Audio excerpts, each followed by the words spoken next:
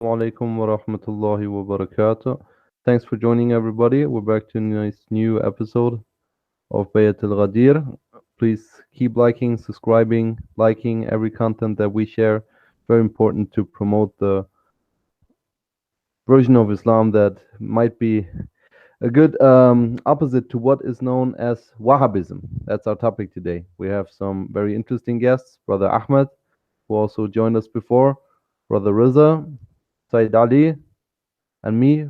Inshallah, the brothers will do most of the talking. There will be some interesting information about the history of Wahhabism, of the basic content of Wahhabism, of the things that Muslims who ascribe themselves to Wahhabism did in the past and are doing right now. Maybe we can link the topics to contemporary issues. And inshallah, we shouldn't lose too much time because I think we have a whole lot of information to cover today. So I'll be passing the mic right over to Brother Ahmed, inshallah ta'ala. Assalamu alaikum, Brother Ahmed. Alaikum salam wa rahmatullah. How's everyone? Good, alhamdulillah. I hope you're fine too, brother. Doing great. MashaAllah, MashaAllah. Well, yeah, I was passing to you because there's one thing that we two have in common. That I was a Wahhabi for a while, and I think you were even for a long a while. Oh, yeah. And you have some background on it. What do you think, brothers? Should we give a quick overview over the beginning of this movement, about who started it and how it came to beginning? Brother Riza, do you have something to say about it? Of course. All right, cool. So, brothers, Assalamu alaikum.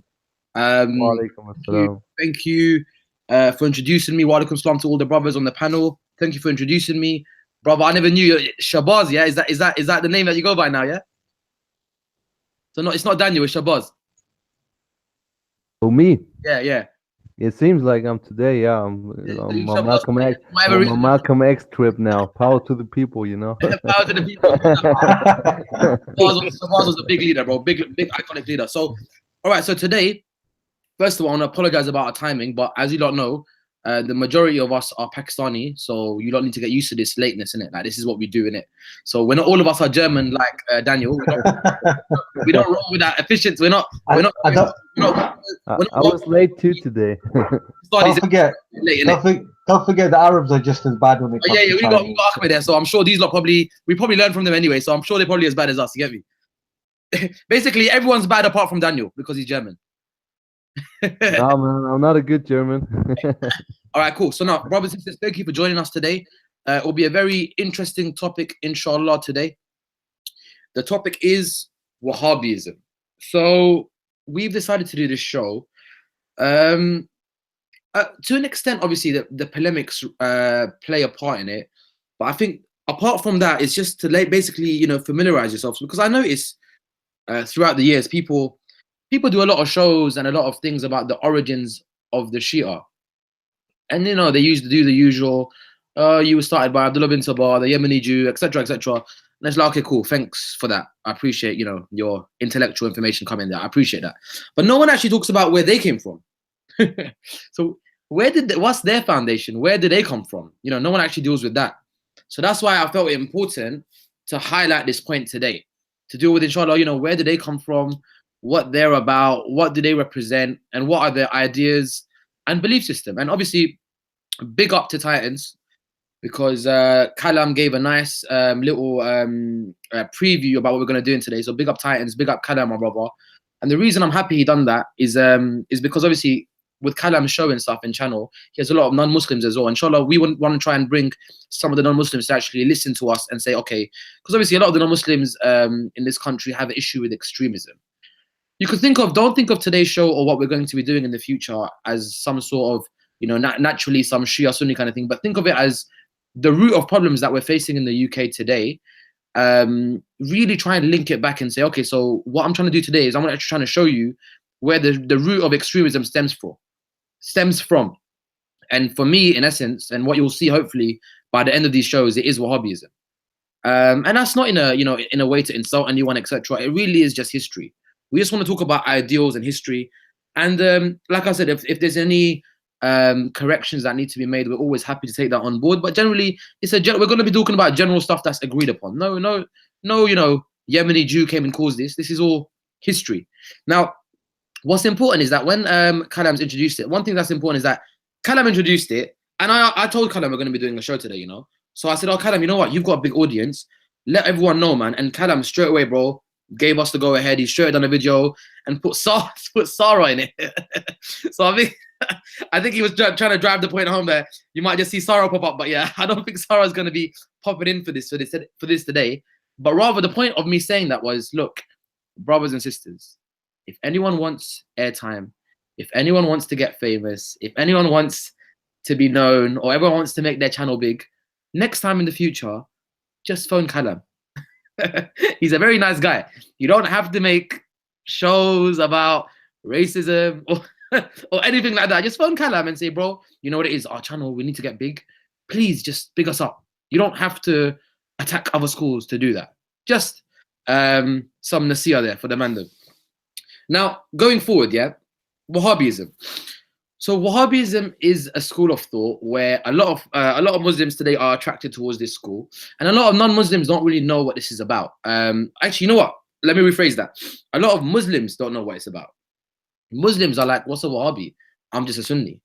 So look, consider today's show as, in terms of when I start this, take the Shia out of your mind. We're a separate entity, yeah? Shiaism is a complete separate entity. We're a complete different school. So I want you to, all the viewers, to really out of their mind.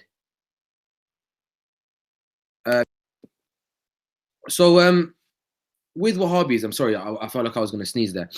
With Wahhabism, it's a school ascribed to a person called Muhammad ibn Abdul Wahhab. Now, hopefully I've got some non-Muslim audience. Ibn in the Arabic language just means son of. So whenever you hear ibn or bin, etc., it just means son of. So Muhammad, son of Abdul Wahhab. So his father, his name was Abdul Wahhab, hence Muhammad ibn Abdul Wahhab. So his actual name was Muhammad.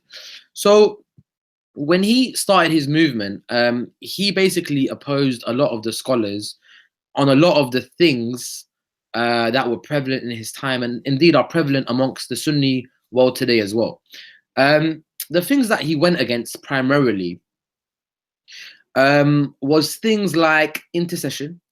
So you hear a lot of Muslims say, oh, we're not like the Christians, we don't believe in intercession. No, that's nonsense. Muslim scholars have always believed in intercession. They've always believed in intercession, and they, you know, a vast majority of our scholarship has believed in intercession. So that's not an issue. It's the Wahhabi school, Muhammad Abdul Wahhab, who's denied this. No one else. Give me some water. They've denied that.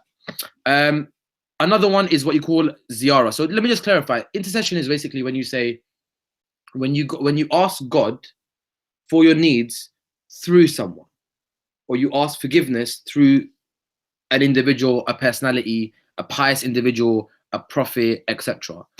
So that's what you call intercession in Arabic. What you call tawassul. You know, different terminologies, etc. So Muhammad Abdul Wahhab was very strict in that approach. He pretty much opposed that. What he also opposed was, actually, you know what? Some brothers actually just spoke to me the other day and stuff, and they spoke to me about this, and they mentioned how, yeah, you know, he said it was extremely makruh, or he said it was disliked. Regardless, the point is not really about, you know, whether scholars say yes or no. The point is that he was vicious in his opposition. Him and his followers became vicious in this opposition. Scholars have always disagreed about certain things, but no one made these issues into, oh, you're a believer or you're a non-believer.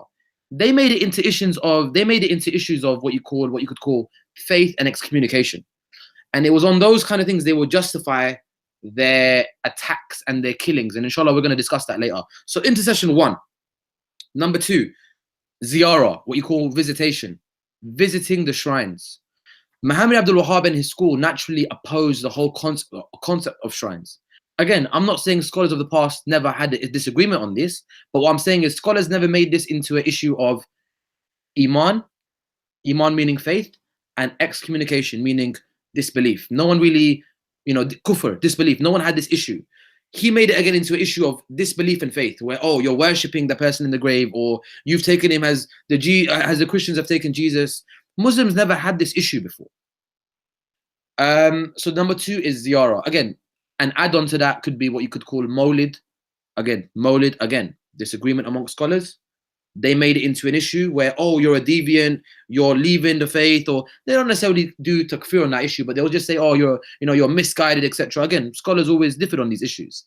But especially things like tawassul, you could say the vast majority of the Muslim world, it was rampant. The scholars endorsed it.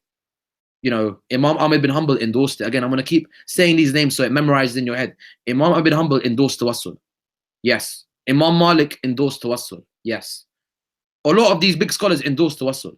It wasn't an issue until this scholar came.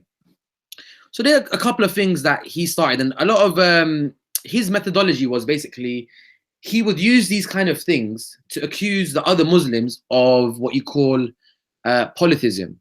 So they would say, now because of these acts and practices that you're doing, you're actually not regarded as a Muslim. And because you're not regarded as a Muslim, your blood is now what you call allowed. In the Arabic terminology, halal or jaiz. Your blood is now allowed, meaning you're basically liable to be killed because you've left the faith, and now you're liable to be killed. We can come, we can take your wealth, we can take your woman and take them as slaves, as in exactly what ISIS is doing today, by the way. And again, historically backed up. You're going to see it in this show or in the future shows. We're going to talk about the history of their wars and what were they doing, because it's all nice, people today, Muhammad Abdul Wahhab, rahmatullah alayh, God be pleased with him. This person was the root cause of extremism. So we need to basically speak about this. It's very important. What was I going to mention that was very important? Yeah. In terms of Muhammad Abdul Wahhab, people always say, oh, look, there's just Sunni or Shia. No. This is the biggest problem. They make these issues. This is my whole series, inshallah. Remember, I'm giving you more introductory, etc. I've got my brother Ahmed here, who is a well-researched. He's actually originally from that school. So he used to follow that school. Not necessarily, as in, like I say, I'll be fair in the issue. Wahhabism, or as they prefer to call themselves, Salafism, has different strands. Some being more extreme than others. So they're very split in their own ways. There's actually different sects within them. So, Brother Ahmed, I'm sure he wasn't probably one of them fanatical ones. He might be. Inshallah, he can explain it. But the point is that he knows the tradition and he obviously studied into it. And alhamdulillah, he actually studied into it and actually researched Shiism and actually left that faith. So it's always good. Again, I'll be very fair. I don't really like this concept of, oh, someone used to be Salafi, so now they've become Shia. So now, suddenly, now he's going to tell you everything. Like, there's this group of people that seem to be obsessed with this thing that they used to be Shia or they grew up in Shia families. That's not a scale to see if someone's right or wrong, by the way. Muslims become non-Muslims. Non-Muslims become Muslims. Shias become Sunni. Sunnis become Shia. None of these things are scales to say, oh, this is the truth. This is the religion of truth because X, Y, and Z left their faith. No, that's just, sometimes it's subjective. Sometimes it depends how much they've studied. Sometimes they've been given misinformation about a specific school for them to leave their school. So if someone says to me, oh, Raza, you do know Shias believe that Angel Gabriel made a mistake and the Prophet should have gone to Ali. And then I've believed that. And because I've believed that, I leave my religion, meaning Shiism, and I become Sunni. Would that be fair and say, oh, Raza's left it, now Shiism's false? No, because I left it on a false pretext. So it really just matters of what you've actually taught and why you left it in the first place. But that's another subject. Muhammad ibn Abdul Wahhab, this person was born in the year 115 AH. So lunar calendar, 1115 AH. Now, Muhammad ibn Abdul Wahhab, the followers today, they say, look, why do you call us Wahhabis? Because obviously we ascribe that school to him. So they say, listen, don't call us Wahhabis because Wahhab. So like I said, his father gets actually the blame for it. So if you think about it, we're calling them Wahhabis, but his father actually, the first person, very interesting to know, and make sure you lot hold me to account on this. The first person to refute Muhammad, meaning that was his name, the first person to refute him was his own father and brother. His father's name was Abdul Wahhab, and if I'm not mistaken, his brother's name was Sulaiman. Inshallah, Ahmed can clear that up. But these two were the first people who actually refuted the father refuted the son and the brother refuted the brother and said, what you're saying and this new thing that you're brought up is nonsense. You started this new thing of extremism, it's nonsense, and they refuted him. So it's kind of, in a sense, it's a bit sad because his father was the one who refuted him. His father was actually from the land. He was actually a scholar from the Hanbali tradition. And his father refuted him. So you're gonna say, okay, then why do we call him Abdul Wahhab? Why do we call them Wahhabis then? His father's name was Abdul Wahhab. He refuted his son called Muhammad. So why are you saying Wahhabism? You should say Muhammadism because his name was Muhammad. If anything, you should call them Muhammadism. Point. The reason why some scholars chose to go this way. So a lot of the Sunni scholars. So like I said, Shia are out of this. I'm not interested in what the Shia have to say today. For Shiaism, I'm here all day. Because the Shiaism, we agree with a lot of the opinions that the Sunnis hold. Tawassul, ziyarah, calling on the Prophet, calling on the martyrs, believing they can help you with the power of Allah. We are in agreement with the Sunni scholars on this issue. The people that disputed this was a specific sect which became the followers of Muhammad Abdul Wahhab. I'm only going to mention about the name of Wahhabism, and then I'm going to tell you about the foundations, and I'm going to pass it to Ahmed. So the Wahhabism, the name came from, so people started saying Muhammadi. So people used to refer to his followers as Muhammadi. They would say, okay, you know, the scholars were like, okay, so if we start refuting them saying, oh, the Muhammadis done this, or the Muhammadis believe this, the layman Muslim might be attracted towards them. The layman Muslim will be like, well, I'm a Muhammadi. I follow the Prophet. Well, I'm a Muhammadi. I endorse his tradition. In reality, the Muhammad that the scholars were talking about was Muhammad, son of Abdul Wahhab, not our Prophet, our holy Prophet, sallallahu alaihi wa sallam. So therefore, the scholar said, you know what? We're not going to call them Muhammadi. We're going to ascribe him to his father, because most sons are ascribed to their father. It's a tradition that we do. You ascribe to your father. So we're going to call them Al-Wahhabi, the Wahhabis. And it became known as that amongst the scholars of his time, as well as after. Maybe you could say some scholars, maybe right after they passed away, but generally it was very quick where the scholars started calling them Wahhabi. And I'm talking about Sunni scholars, yeah, that were actually in the time of the Ottomans, that have written books on him, calling him a Wahhabi. Now, question. Someone will say that's disrespectful. Someone would say that's disrespectful. Why? Wahhab is the name of Allah. So you're saying Wahhabi when Wahhab is the name of Allah? Okay, fair point. The answer to that is this. The hadith of the Prophet sallallahu alaihi wa alihi wasallam, innama amal bin niyat. Actions are based on intentions.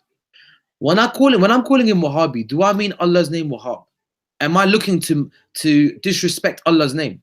No. I'm trying to ascribe you to a movement to protect the honor of the Prophet and Allah. I'm actually protecting the honor of the Prophet by not calling you Muhammadi. So I am in no way disrespecting. Oh, but Allah's name is Wahhab. Yeah, but I'm not referring to him because of Allah's name. So actions are based on intentions. It's a principle that we have. Known hadith, no one denies it. It's a principle amongst us, amongst scholars of the Muslim world. Actions are based on intentions.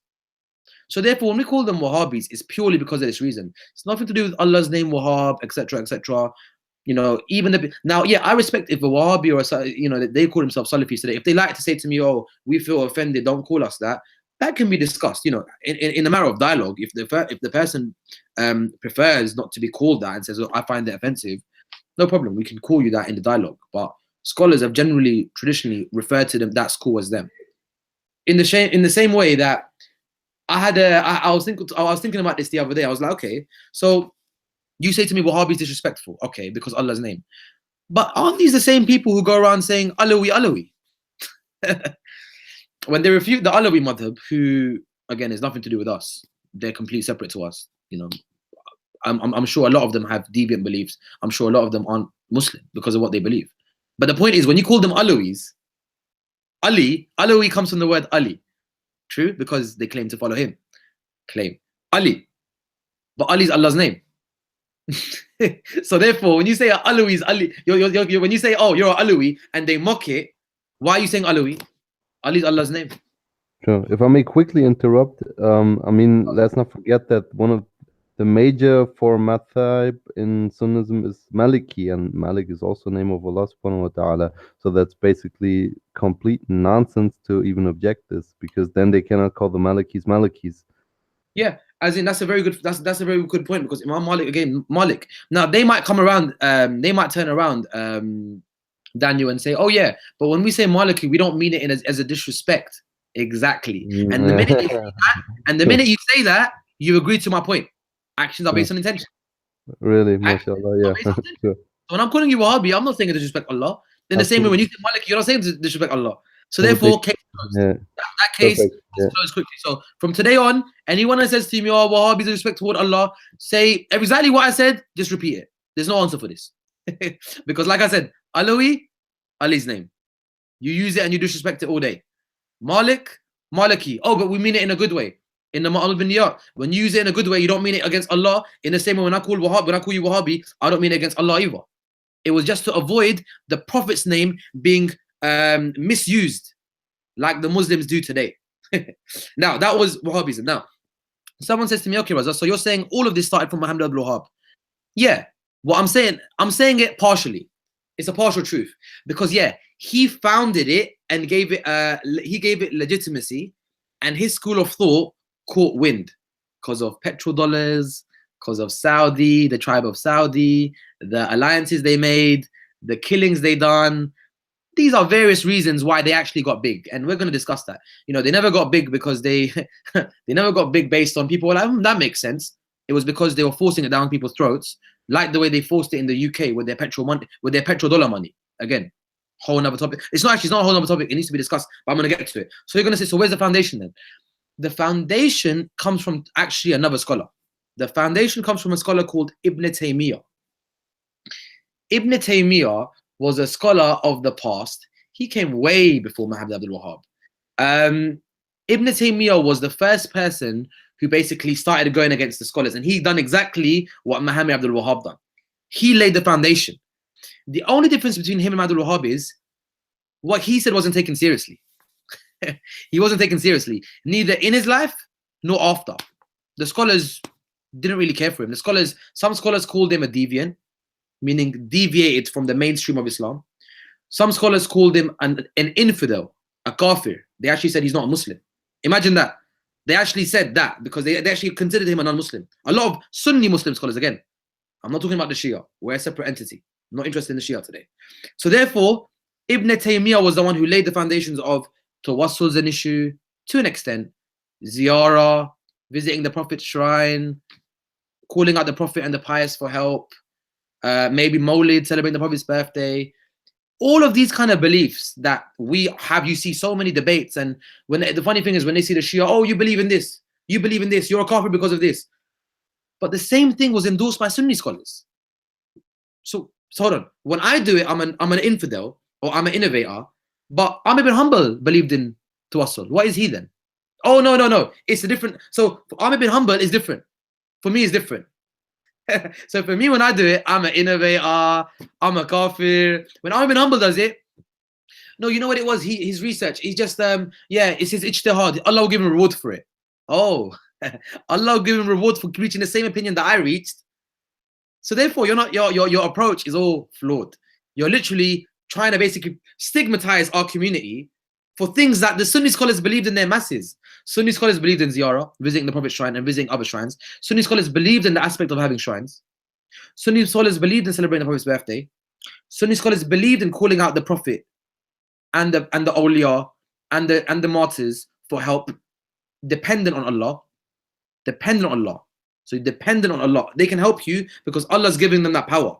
Only Allah can help you independent, as Surah Fatiha says, like they keep quoting, like we don't know what Surah Fatiha is. But anyway, the point is, that's the point there. Now, Ibn Taymiyyah was the person who went against this. Now, a little bit in the times, so as a summary today, we're going to talk about the life of Ibn Taymiyyah as a summary, because he's the foundational root for this cause of extremism and his intolerance. A lot of it you'll notice, you lot, especially from the non-Muslims, is that what I want to open it up so that you lot start researching this subject. As you know, where people that go to speakers corner, you'll notice that people don't even know it, but people never knew that these people over there don't represent Sunnism. They don't represent Sunni Islam. Yeah, you might want to call yourself a faction of Sunni Islam. If I'm very what you could generous with you, I'll say, okay, you're a faction of Sunni Islam, but that's one interpretation of Sunni Islam. How about the majority? I'm not saying the majority have to be right, but I'm saying let's not get it confused. They're the majority. We've kind of, for a minute, Said Ali, sorry, you broke up there, Said. You want to repeat that? Said Ali, what's that, my brother? All right, maybe the connection's a bit loose. No problem. I'll continue. So now we've spoken about with either your connection or it's probably might be my connection. Bro, that definitely No, was. I got something is wrong with the microphone, probably. But yeah, what I was saying was that in terms of that, now we've discussed that, look, people don't even know that this is a different school. And the thing is, the problem with them is when you speak to them, they call themselves Sunni. So that's why people get deceived. Oh, they're Sunni, they're Shia. This must be a Sunni Shia thing. No. Yeah, we have, trust me, Sunni Shias have issues, but not the issues that are being discussed. If you talk about the companions, that's an issue. If you talk about the imamah or the khilafah of the Prophet, that's an issue. If you talk about what we believe about certain prophets, about them being completely infallible, even some Sunnis have believed in that. But yeah, to an extent, you could say that. However, the issues that you're bringing are not Shia Sunni issues. They're Shia Sunni on one side and Wahhabis on the other side. Now, saying that and bearing that in mind, Ibn Taymiyyah, Ahmed, what I want, inshallah, brother, is you to take over the floor and speak about Ibn Taymiyyah in terms of what he brought, a little bit about his life, maybe the scholars that opposed him. I've got a couple of references for it, inshallah, as well. But I have spoken for a little while in terms of introduction. Sorry, I know Brother Ahmed's been like waiting there really eagerly to respond back, but just a further elaboration on what you mentioned earlier when it comes to the Wahhabis, or the more politically correct term would probably be Salafis, is that the Salafis themselves, they believe that they follow the Salaf Saleh, the two generations after the Holy Prophet, their peace and blessings be upon him, because they believe that when it comes to following Islam, the best interpretation of understanding Islam would be through those generations.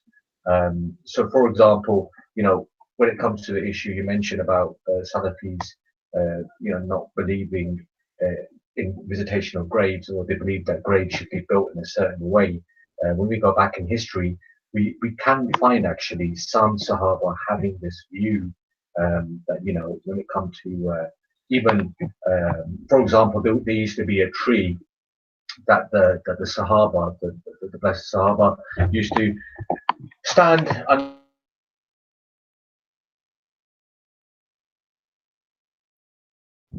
Said Ali, I think there are some problems with the connection right now. Said Ali, are you still there? No, you might have cut off. You know what it is? Said Ali made a good point. When he comes back on, we'll let him on straight away. Said Ali made a good point. Yeah, look, he made a good point about certain mentalities and methodologies that you're seeing from the Wahhabi school, or what you call the Salafi school. I agree wholeheartedly, and that's being fair, that you can trace this methodology and this mentality to some of the earlier Salaf and some companions. I don't disagree with that. I actually don't disagree with it. But remember, I'm an independent, I'm a Shia, so I can call it as it is. I know that there's certain things that you can see. Like, I'll give you an example. The aspect of seeking blessings from a certain site. So a certain site that's ascribed to the Prophet, or ascribed to one of the famous family members, or a pious companion, I would go there and seek blessings from that place. So I might want to pray in that place because I feel that place is now blessed because the Prophet's blessed footsteps have been there. Or I might go and say, oh, the Prophet touched this, I'm going to go touch it and kiss it. Or I might do a dua there. I might ask Allah because I feel like my prayer might be accepted there because of the Prophet's presence there. The Salafis, the certain companions didn't believe this. Certain companions were very against this. Again, that's between, in that world now, Sunni scholars might deny it. I feel personally that the Salaf scholars, the what you call the Wahhabi scholars, might have more of a better, I would feel like they have a better view, they have a better point of view on that, because they are right that certain practices, that certain things that they say, the companions said the same thing. Like Umar was known that, I think it was and Ahmed or Brother Daniel can correct me, the tree of Hudaybiyah, the tree that the famous companions done their bay'ah in, Bayat Ridwan. If I'm not mistaken, didn't he cut that tree? Brother Daniel or Ahmed, did he cut it or not? Yep. Yeah, Yes, he did. Yeah, that's what he did. He cut that tree based on, people might go there and seek blessings from it. So you see that mentality is definitely there, and I would say definitely amongst Umar anyway. So yeah, his harsh approach is definitely something that you should do with your hobbies. I totally agree with that. Sorry, I'm back again. I apologise. Yeah, Said Ali, I kind of just drilled the point you were saying, but inshallah continue. Excellent, excellent. Yeah. So, this term Salafi, which would probably be the more politically correct term, the main epistemology is taken from the earlier generations of Muslims. However, this was not a majority. Some of the beliefs that they held was not considered to be the majority view at the time. But yeah, I mean, this is a massive topic. I didn't want to interrupt Brother Ahmed, so please go ahead, Brother Ahmed, inshallah. And that plate of rice looks really good, Raza. I don't know if you want to share it with us guys, or you want to share it for any of the viewers who are watching. No one can see that, bro. Don't worry, no one can see it.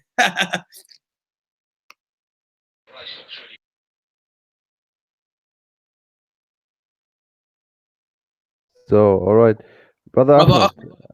Brother Ahmed, are you with us? Yeah, I hear my name. What? Yeah. How's Assalamu everyone? alaikum wa rahmatullahi wa barakatuh. Wa alaikum salam wa rahmatullahi wa barakatuh.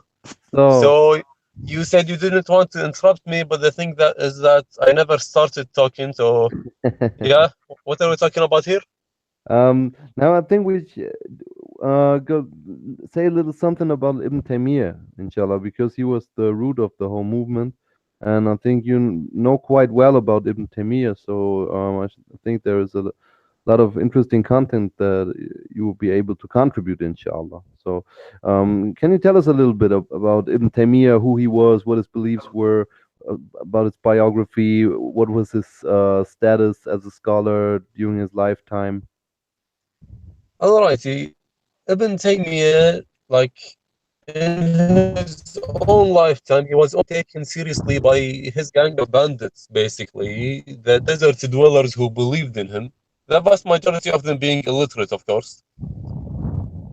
And like basically his movement was on like life support. The movement was barely a thing up until the day Ibn Abdul Wahhab himself revived it and brought it back from the dead. So like since our speech like today is mostly about Ibn Abdul Wahhab and Wahhabism more than him, I'll just briefly discuss some of what had been said about him by the scholars of his time and the first few centuries after his time. Okay, inshallah. One question, was Ibn Taymiyyah, did he belong to one of the four major schools of thought? Was he a Hanbali or was he a Shafi? He was born into Hanbalism, but he believes that anyone who follows a specific Imam of the four and calls himself a Hanbali or a Shafi'i or any of these four is an infidel. He believed that you cannot follow one specific Imam because that would make him a prophet or something. So you have to choose like whoever's saying the right thing out of the four in every context. So he rejected he was born Hanbali, basically. He was a Hanbali, and he was also a Sufi, right? He was also a Qadari Sufi, right? Well, his definition of Sufism is different than other people's definitions of Sufism, but yeah, he did praise his version of Sufism. Like Sufism, as described by people around him, is when you thrive from the pleasures of life. So stay away from like the mashbuhat and all that. So it's not like the modern multiple tariqa Sufism. So it was basically zuhd, asceticism that he was promoting, right? Yeah, he believed in that. Yes. Okay. One thing I wanted to ask you too, there's another proto-Wahhabi scholar who is quite famous, Al-Barbahari, who was also a pretty extremist guy. I heard that he had the movement people, they were going to Baghdad and beating up people when they were doing something wrong. Was Barbahari before Ibn Taymiyyah or after him?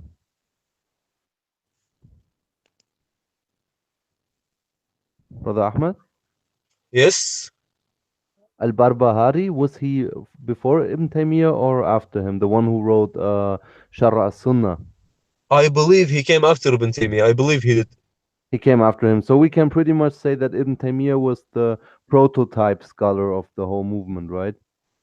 Well, he did take his beliefs from a lot of sources, left and right, but like he had multiple proto scholars himself, but like he's the one who collected all of the heretical opinions left and right. So he stole a few things from the Khawarij, such as Takfir al-Kabira. He stole a few things from, for example, Abu Zar al-Razi, a total Nasibi maniac. Like, he stole things left and right, and he made a new madhab out of them. And the thing is that although he didn't believe in madhab and didn't believe in following a specific imam, nowadays the Wahhabis follow him as a specific imam. So they're doing what he told everyone not to do, basically.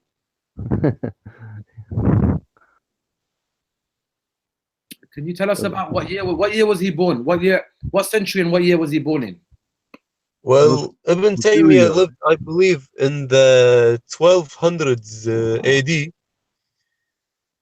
And like at his time, the majority of the Muslims were Ash'aris, and also there was a Maturidi minority, along with, of course, the Shi'i minority and all of those other minorities. But like the majority were Ash'ari, and he raged a total war on the Ash'aris of his time, referring to them in crude terms that are basically overly graphic. And he referred to them as the passive homosexual partners of the Mu'tazila. Wow. Yeah. Wow, wow. Yep. No. Ahmed, did I just hear that correctly? Yep. He said literally, like to say it in Arabic, he said that al-Asha'ira are makhanith al-Mu'tazila. So they are the passive homosexual partners of al-Mu'tazila. Wow, he had a bad mouth. Yeah, he was a desert dweller. He was a brute, like savage. Yeah. Right. So the scholars of his time, and also the ones who lived shortly after his time, like almost all of them opposed him. He was called a Khariji because he said a few things that only the Khawarij said before him. He was called a Nasibi because, well, he is. He was called a Kafir. He was called a Munafiq. He was called everything.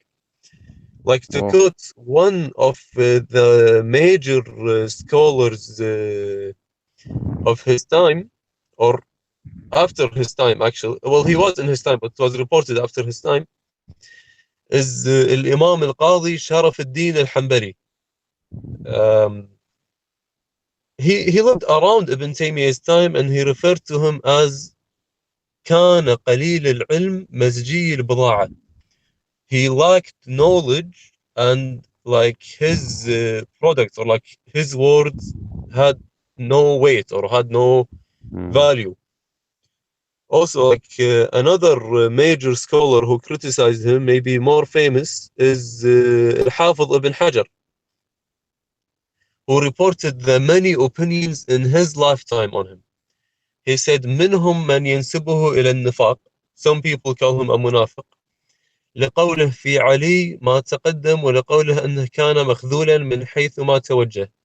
For saying about Imam Ali alayhi salam all the things that he said, and for saying that God failed him wherever he went, and that he tried to become a Khalifa a lot of times and he didn't get it, and that he fought for the sake of leadership and not Islam, not the religion, and that he said that he loved leadership, and that Uthman ibn Affan loved money. Well, that's true, but the earlier one is not. And for saying about Abu Bakr that he joined Islam as an old man who doesn't know what he's saying. Wow, I can't believe I'm agreeing with Ibn Taymiyyah. Wow. So, and that Ali alayhi salam joined as a little boy, and therefore his Islam was not true. Yeah, that's in Idur al-Kamina, part 1, pages 155 and 154. Oh, so he also said some nasty stuff about Sayyidatina Fatima, right? Didn't he say that her anger was basically the anger of a hysteric woman, and it wasn't to be taken serious? Didn't he also say that? He actually attacked Sayyida Zahra alayhi salam multiple times, not just once. Wow. One time he said that she had the traits of the munafiqeen. What? Astaghfirullah. What? Yeah, he spoke about her. Wait, I have the book, but let me look for the exact hadith. You know what, while you do that, yeah, hold on. A lot's been said, yeah. I need to recap, innit? I need to recap and bring the viewers back to what's just been said, innit? So we're hearing this guy. He's going against the scholars on a lot of issues. I think one of his main issues that he went against the scholars was, I think someone specifically setting out of their home for visiting the Prophet's shrine. As you can see, Sayyid Ali's nice green dome, the beautiful dome of the Prophet. This was one of the issues that he had, that you visit, if anyone sets out their house specifically to visit the Prophet's shrine, not the Prophet's mosque, to visit the Prophet himself, I mean, obviously he's passed away, but to visit the Prophet's shrine, he counted that as an innovation. He disagreed with it. He said it's completely wrong. And I think and he caused a lot of backlash for this point, by the way. Imagine that. You're saying that you can't visit your Prophet, you can't visit the Prophet. You can't visit him. Yeah, you can visit him, but that can't be your sole intention. Like my sole intention can't be to leave London right now and go to Medina Munawwara to visit the Prophet. He'll have a problem with that according to his methodology, and I'm sure a lot of Wahhabis have an issue with that now. So you can see where this is going. Now, in terms of the reference you just mentioned, because Ahmed, this is leading on to, inshallah, our future project. That Ibn Hajar says that Ibn Taymiyyah had an issue with the Prophet's family. So meaning, this is not the Shia saying it, because nowadays, when you say Ibn Taymiyyah was a Nasibi, for the non-Muslim viewers or non-Arabic understanding on these terminologies, a Nasibi is someone who hates the Prophet's family. So he was accused, Ibn Taymiyyah was accused of being a Nasibi. Who's saying it? Ibn Hajar. Why is he saying it? Because he accused Imam Ali of fighting for power.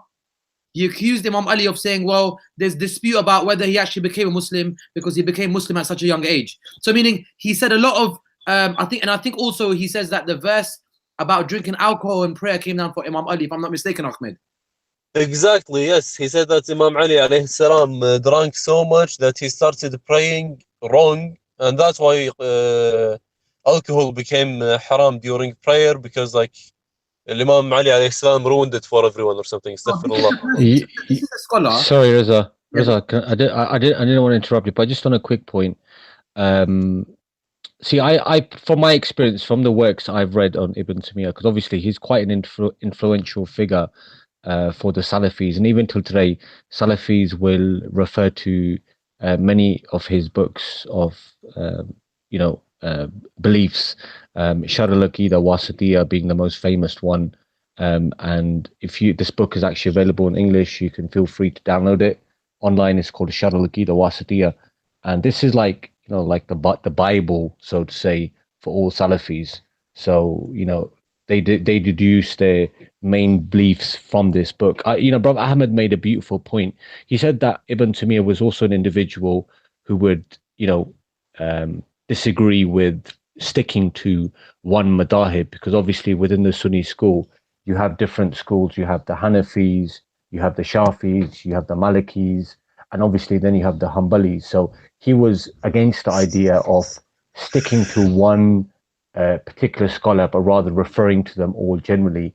And he would consider this as some kind of blind allegiance to follow one particular individual. Yet his followers till today, it's true, they've made him into some sort of prophet himself. In fact, it's interesting because one of the leading Salafi scholars was asked a question whether or not it was true if Ibn Taymiyyah was a prophet, and Bin Baz replied, there is proof of it. So it makes me laugh that Ahmed, brother Ahmed mentioned this, but in reality, they had.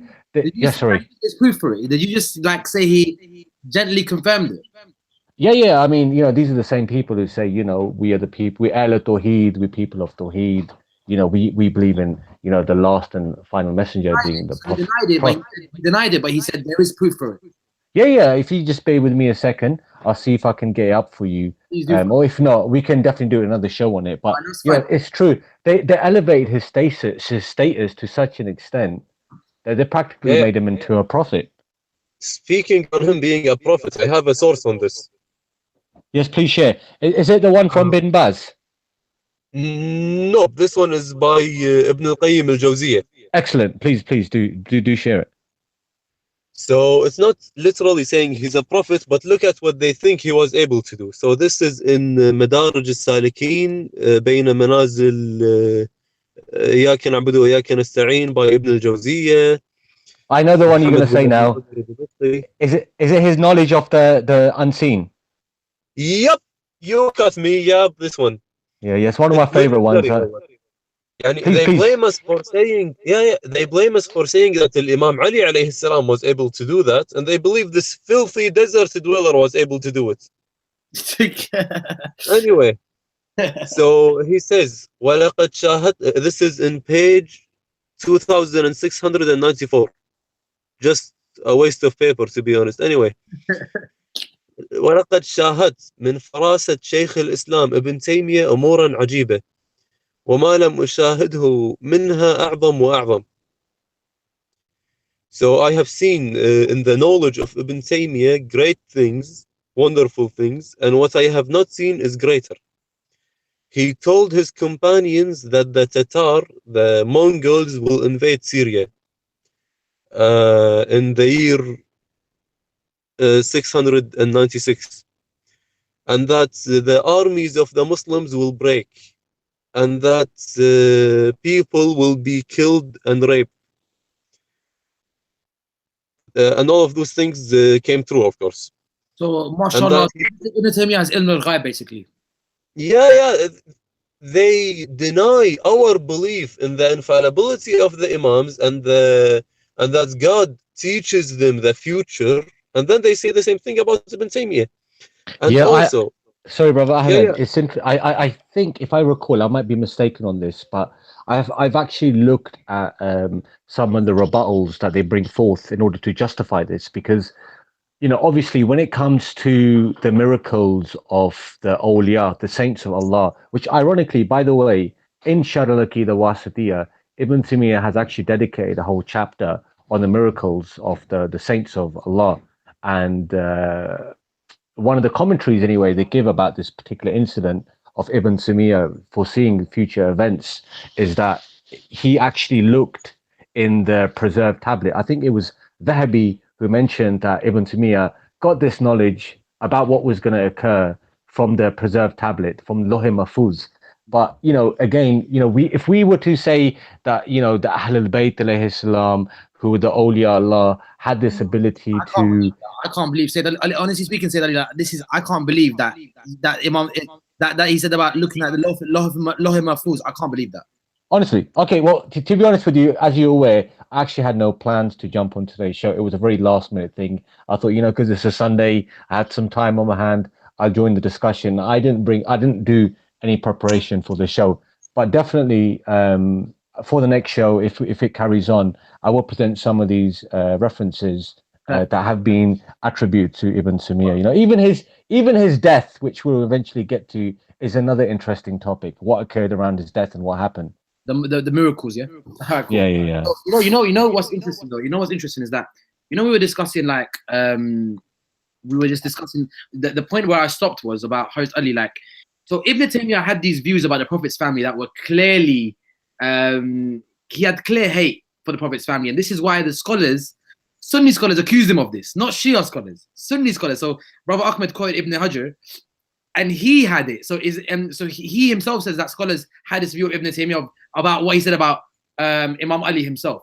So therefore, we're seeing a clear stance of him against the Prophet's family, and therefore it only makes sense that his followers are very anti the Prophet's family and their followers. So it's kind of adds on now. So we're seeing everything now. Ahmed, now where do we want to go from here, Ahmed? What are we doing from here now? So, Razak, can I just add something additional to that? It's interesting because Ibn Taymiyyah himself, he did dedicate a book about the biography of the Ahlul Bayt, and in which he narrated many of their virtues as well. He's quite an interesting character because on one hand, he would and then he writes Minhaj Sunnah and rejects every merit ever possible for the Prophet. Yeah, that's true. That's what I mean. He had a bit of a contradictory character. For example, on the issue of tawassul, you mentioned intercession, right? So in one place he would totally outright deny intercession, but in another place he would show its permissibility, not explicitly, but he would allude to that it is permissible. So you know, on one hand, he would claim to, you know, on one hand, you have this individual who you would assume that he loves the Ahlul Bayt, he loves the Prophet's family, but at the same time, you'll notice that he will always try to look and try to find faults. You know, he'll try to use a lot of hypothetical situations, but in the process, what he actually does is he ends up belittling the Ahlul Bayt. You understand? And this is why, you know, when it comes, it's worse than belittling. He's openly saying that Imam Ali fought for power. yeah. I mean, as brother Ahmed mentioned, there were numerous scholars during his period and even after. This is exactly what I want to go to. Like the scholars that refuted him. So right now, brother Ahmed, if you just summarize quickly, how many scholars have you quoted? You quoted the Hanbali Sheikh. What was his name, Ahmed? The Hanbali Sheikh. What did he say exactly? He's the one who said that he was the one he had no knowledge or something. Khalil, was it Khalil knowledge? Low knowledge? Oh yeah, the one with no knowledge. Wait, I'm checking my sources again. Yeah, because I want the viewers to know the scholars of the Sunni ulama who openly refuted him. Righty. So while you look for that, I've got a couple as well. Do you want me to read mine first, or do you want to read yours first? Oh, I found mine. Go for it. Okay, so there is the Hanbali who said that he has no knowledge. Well, I have so many sources, and I only read 2 of them, so I'm like scrolling around. I don't. Yeah, just confirm him and then mention a couple because I want it to be clear to the viewers what the Sunni scholars thought of this individual. Okay, so I said what Ibn Hajar said. Yeah. Al-Qadi al-Hanbali also said he has no knowledge. Yeah. Then there is Al-Hafiz al-Zubaydi who said in Sharh al-Ihya that the book of Al-Arsh is his ugliest book. من أقبح كتبه وكتاب العرش من أقبح كتبه. Talking about Ibn Taymiyyah. Wow. And that's because and when Al-Sheikh Abu Hayyan read it, he continued to curse him until he died, after he used to glorify him. Wow. So Ahmed, I've got the 2 Hajrs here. Have you quoted both Ibn Hajrs or just one of them? This is Ibn Hajar al-Asqalani reporting about Al-Hafiz Ibn Hajar. So like, yeah, okay, I get it. So Ibn Hajar's reference Al-Durar al-Kamina, right? Yep, Al-Durar al-Kamina, volume 1, pages 155 and 154. So again, I've got a reference here from Ibn Hajar Asqalani in his Al-Durar al-Kamina. Ibn Taymiyyah was released in Sham. The people had different views of him. Some of them deemed him as one that considered the likeness of Allah to his creature, anthropomorphism, i.e., I'm putting that in the brackets, due to what he said in his book, due to what he said in Al-Aqidah, Al-Hamawiyah, and Wasitiyah, both his books, and other books such as the hand, foot, leg, face are real attributes of Allah. So therefore, the Sunni scholars didn't agree with this, and he himself is sitting on the throne by himself. Then it was said to him that this necessitates of the beliefs constitutes ascribing limitations and partition to Allah. Ibn Taymiyyah replied, I don't believe that limitation and partition is an attribute of a body. So he said, I don't believe that's. So let me continue with this. Others deemed him as one that concealed unbelief due to his saying that the Prophet is not to be sought for help. Look at this. Ibn Hajar is saying others deemed him as one who concealed unbelief because he said you cannot ask the Prophet for help. Meaning it was such a widespread practice for you to ask the Prophet for help. The scholars straight away, when he said you can't ask the Prophet for help, the scholars said this is concealed unbelief. That if you say you can't ask the Prophet for help, it's a sort of unbelief because it was so known amongst the scholars that you can ask for help from the Prophet.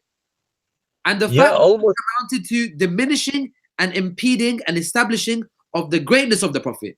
Amongst the most rigid people against him was Al-Nur al-Bakri, and he established a council due to it. So he established a council of scholars against this man. Some of the members said, we shall pardon. So listen, he's basically getting called up by the judge. He's getting done in a council. The scholars of the time, not Shia, by the way. Again, not Shia. This is not a Shia thing. The Sunni scholars of the time have called him and said, listen, we need to have an inquisition. We need to have a inquisition up with you and ask you a couple of questions about your belief, because your beliefs are scary. So what did they ask him? Some said to him, some of the members said, again, I'm still reading from Ibn Hajar. Some of the members said, we shall pardon him. Okay, we'll let him off. Nur al-Bakri or Bakri replied, there is no meaning in that statement. If he was diminishing, he must be killed. If he wasn't diminishing, he will not be pardoned. So he's saying, no, he's diminishing the rank of the Prophet. There is no pardon. Now, this is the part that you read. Others considered him a hypocrite because of what he said about Ali. This is the part where you went to about the power and Uthman and Abu Bakr. He carries on. And he also mentions that Ali had declared Islam as a boy. So there's dispute about that. So rather than taking it as a merit that someone's come to Islam at a young age, he's like, well, he was a boy, so he didn't really know what he was saying. There's dispute about him. And we know the hadith of the Prophet about Imam Ali. No, oh, Ya Ali, no one will love you but a believer, and no one will hate you but a hypocrite. Keep that in mind. Watch this. And due to his statement about the story of his proposal to the daughter of Abu Jahl. So again, Bukhari mentions that, and obviously Ibn Taymiyyah is playing on that. That look, Imam Ali tried to marry Abu Jahl's daughter. Again, trying to attack Imam Ali, trying to say, look at what Imam Ali's character was like, even though this whole thing's fabricated. We could do that later. Also the story of Abu al-As, Rabi, and what can be concluded from his concept. In totality, he said listen to this. In totality, he said derogatory things such as these, and it was said about him that he was a hypocrite. Look, subhanallah, Ibn Hajar uses the same proof as me. It was said about him in view of the Prophet saying to Imam Ali, only a hypocrite will show you hatred. Others deemed him a power seeker due to him praising Ibn Tumart and constant mention of him. So that's Ibn Hajar's mention of Ibn Taymiyyah. And this is Ibn Hajar Asqalani, who's referred to as Amir al-Mu'mineen fil Hadith. Sorry, was that Haythami you mentioned, or Ibn Hajar Asqalani? The one you just mentioned now was Ibn Hajar Asqalani, yeah? Asqalani, and he's the one who's considered Amir al-Mu'mineen fil Hadith, meaning he is an authority, who they refer to as Al-Hafiz. So that was one scholar there. Ahmed, you got any more to add to that, or? Can I add to that? Of course. Can I add Ibn Hajar Asqalani, Ibn Hajar al-Haythami? Ibn Hajar al-Haythami, he has a very famous book.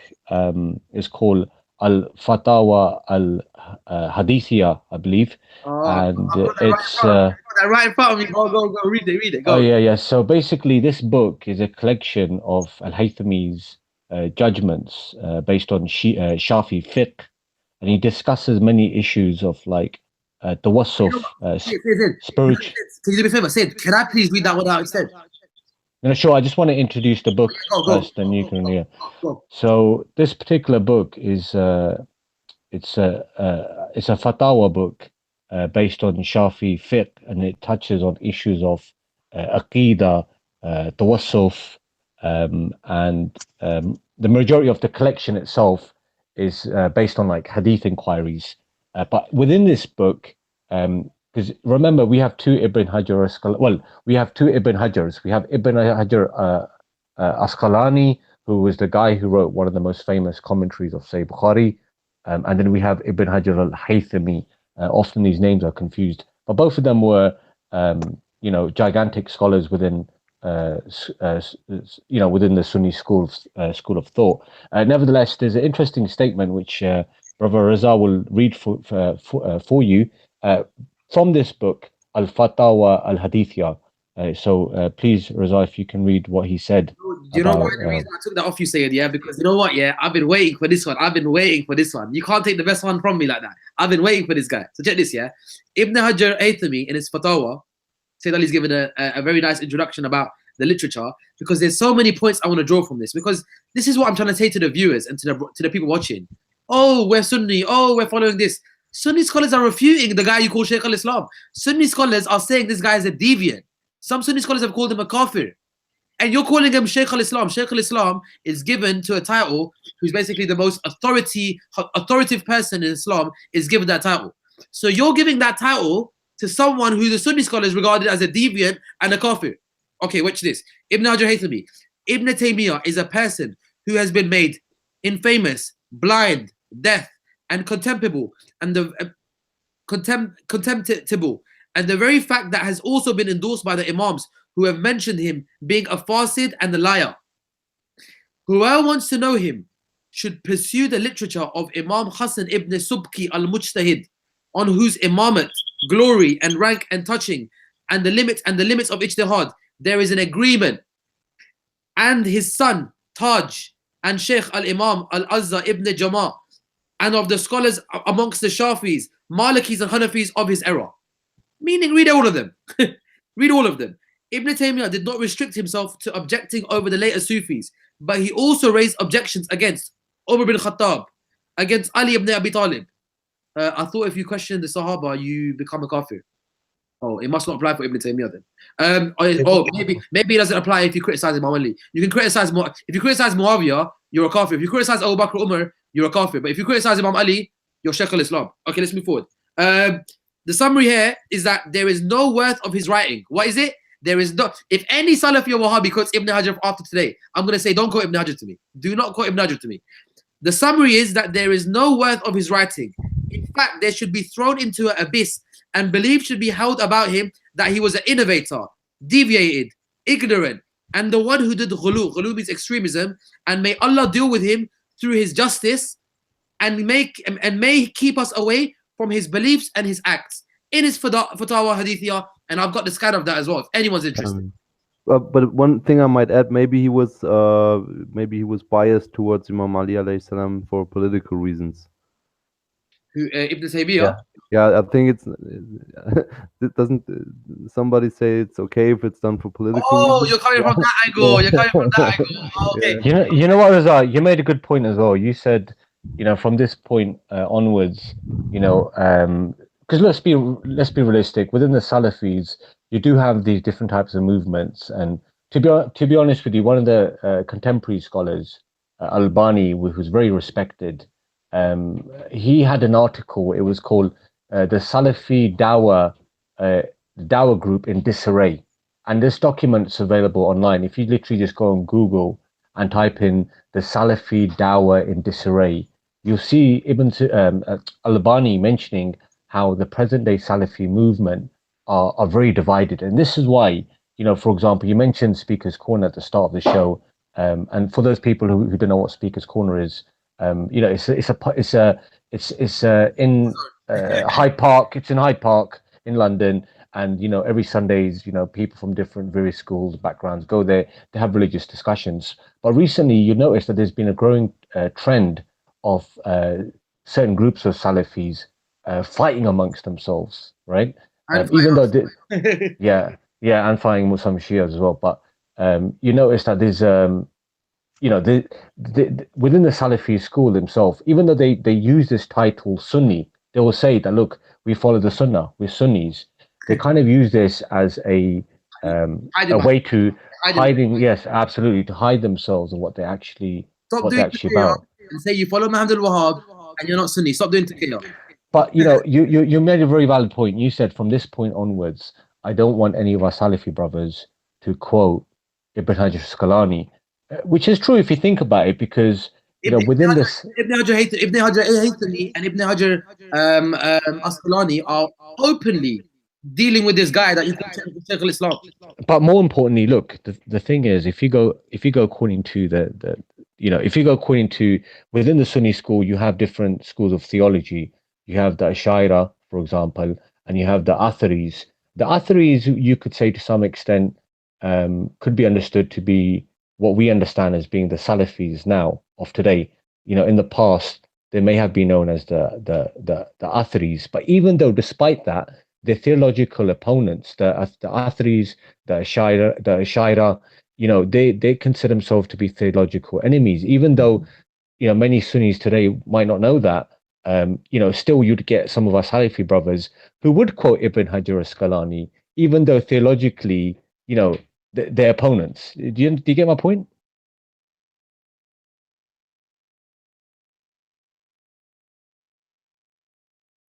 Well, yeah. Hello? Sorry, yeah, I think everybody's still there? Yeah. Yeah, everyone's there. Okay. Sorry. Did I get cut off? No, it's good. I think one interesting thing is also that Ibn Taymiyyah was always accused of tajzim, anthropomorphism, which was also a big issue during his lifetime. I mean, there's is denied by many of the Salafi brothers. They will say no, he didn't mean literal anthropomorphism. But I think some of the things he said were pretty clear about this. He said that Allah subhanahu wa ta'ala has a direction, he has a certain space he occupies, he moves within these bounds and limits. You can drop a bucket on his head and stuff like that. Yeah, yeah. Daniel, you can't stop, bro. Where the bucket on his head? No, it's look. There's hadith saying so, and yeah, Said Ali can explain this, I think. The bucket. See, the thing is, they will on one hand claim that they do not give any physical. I mean, I would recommend the viewers to watch some of the shows we did on this topic of Tawheed, and we've gone into great detail. But just touching on it very briefly, it's true.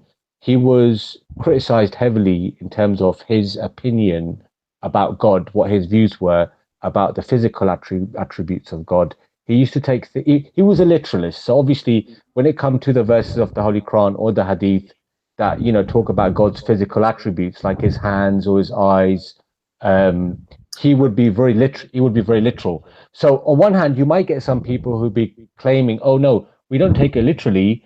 But if you go into the works of Ibn Taymiyyah, for example, he does narrate traditions to prove God is quite literal. And there's a tradition they attribute on the authority of Ibn Abbas, on the authority of the Holy Prophet, that says that God will appear as a young boy, as a young beardless boy. So Wow. that's quite literal. And you know what? You know what the irony is? They tell us that they're people of Tawheed. Irony. Do you know what it is? Is there? I'm not gonna even go on to the whole thing. Yeah, I don't want to. I want to stay on the topic. But look, the point is, this man was arrested in his time. I need to wrap up and get to Muhammad al-Wahhab. Maybe I was supposed to be a mukhtasar. We've got the intellectual research guy Ahmed, and I need to bring him on. So check this.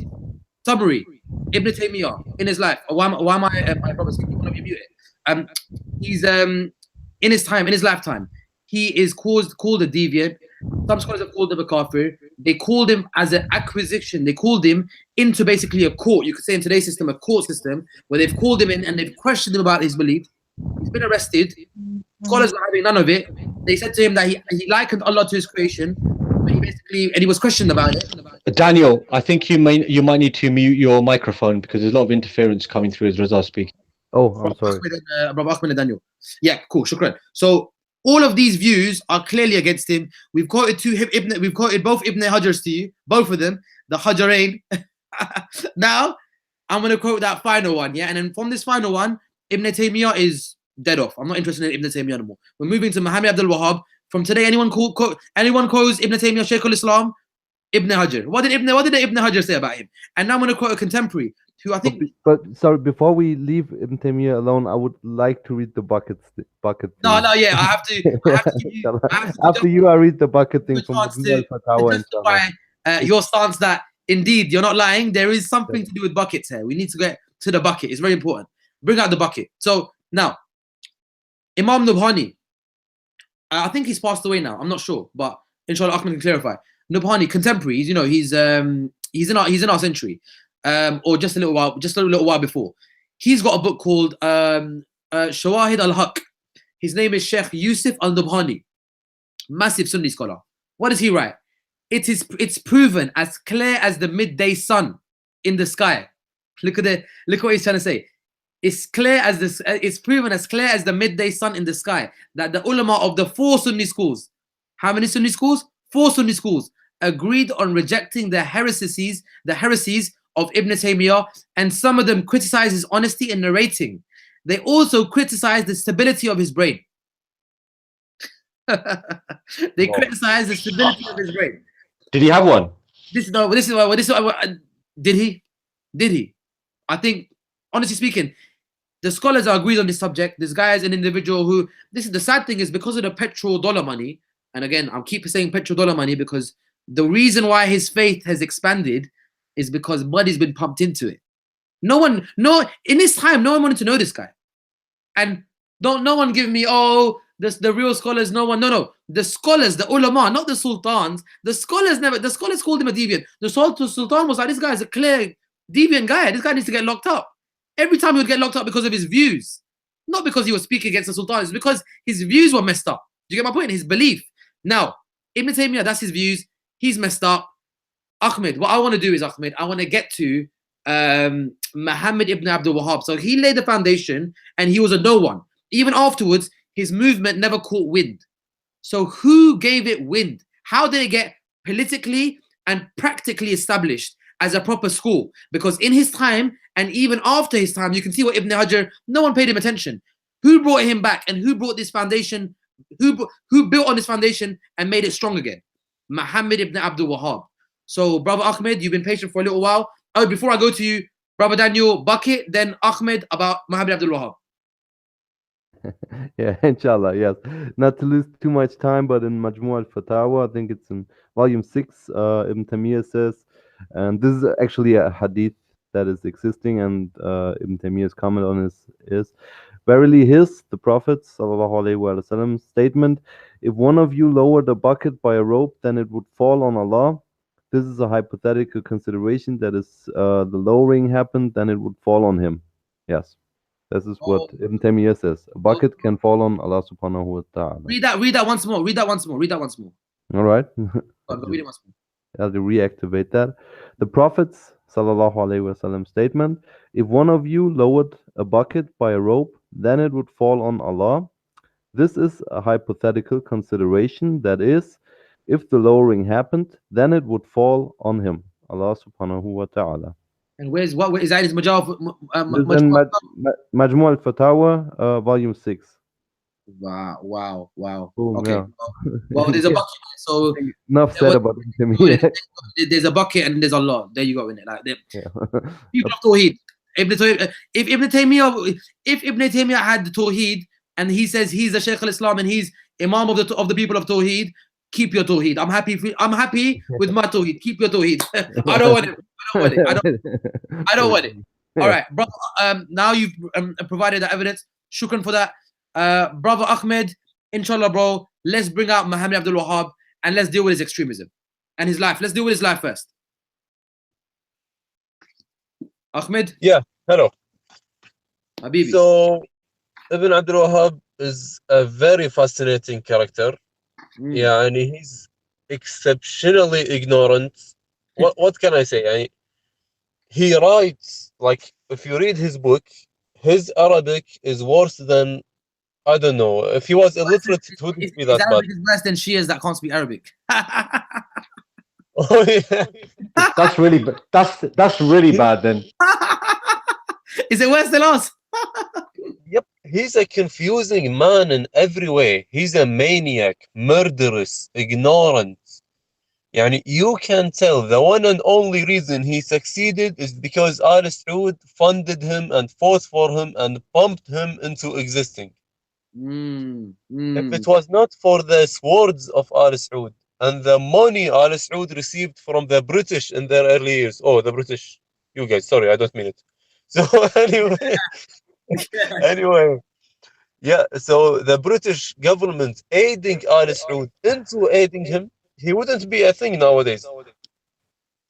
Ahmed, we didn't fund him, okay? So before you accuse the British of anything. We didn't do nothing, man.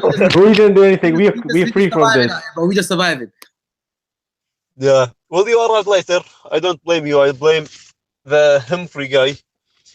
Anyway, so Ibn Abdul Wahhab, just to show you a little example of what Ibn Abdul Wahhab, the kind of renovating heretic he was. This is something he said about himself. I'm not accusing him of anything. I'm just repeating what he says about himself, repeating his own words. So let me open. So here it is. This is in a letter he sent to the judge of Ad-Dar'iyya, Abdullah ibn Isa. I'll read it all in Arabic, then I'll translate it. وأنا في ذلك الوقت لا أعرف معنى لا إله إلا الله ولا أعرف دين الإسلام. Guys, can you hear me? Have I We hear been you, cut out? brother. We hear you, brother. Oh, so because you were too silent. Oh, we're listening. So ولا أعرف دين الإسلام وقبل هذا الخير الذي من الله به وكذلك مشايخي ما منهم رجل عرف ذلك فمن زعم من علماء العارض أنه عرف معنى لا إله إلا الله أو عرف معنى الإسلام قبل هذا الوقت أو زعم عن مشايخه أن أحدا عرف ذلك فقد كذب وافترى ولبس على الناس ومدح نفسه بما ليس فيه. This is in تاريخ نجد by Ibn Ghanam, page 310. ترجمة. So he says, and I, before that time, I didn't know the meaning of the term La ilaha illallah, nor did I know the religion of Islam. And until I got this great khair and this great gift from God, and neither did my sheikhs, none of them knew the meaning of this. So whoever says, out of the scholars of Al-Arad, which is a little area in modern day Saudi Arabia, that he knows what La ilaha illallah means, or knew what Islam is before that time, or claims that his sheikhs, that one of them knew what that means, he's a liar and he's fooling people and he's praising himself in something that he doesn't deserve. So basically, before Ibn Abdul Wahhab received this great knowledge from God, I don't know, did God send Jibreel to him? I don't know how did God receive the message. But before God enlightened him, nobody around him knew what Islam was. And he's a prophet, basically. And he had a prophecy. So this is what he believes about himself. He's delusional. Wow. So that means his own father also didn't understand Tawheed, right? Because his father was among his teachers. Well, his father fought him. His brother fought him. Everyone around him fought him. The only people who believed in him are Al Saud and the tribes who are loyal to Al Saud, who fought for him politically because they needed to invade the other areas and they cannot fight Muslims. And religiously, you cannot walk around killing people who believe that La ilaha illallah. So he was like, oh yeah, none of you guys knows. And he started walking around killing everyone. That's what he basically did. He revived a dead terrorist ideology and he revived it badly anyway. Ibn Taymiyyah was not like Ibn Abdul Wahhab. Ibn Taymiyyah didn't call people who visit the shrines mushriks. He just said it's a bid'ah. He didn't accuse anyone of shirk. Ibn Taymiyyah didn't also even make general takfir on all Shia, right? Did he?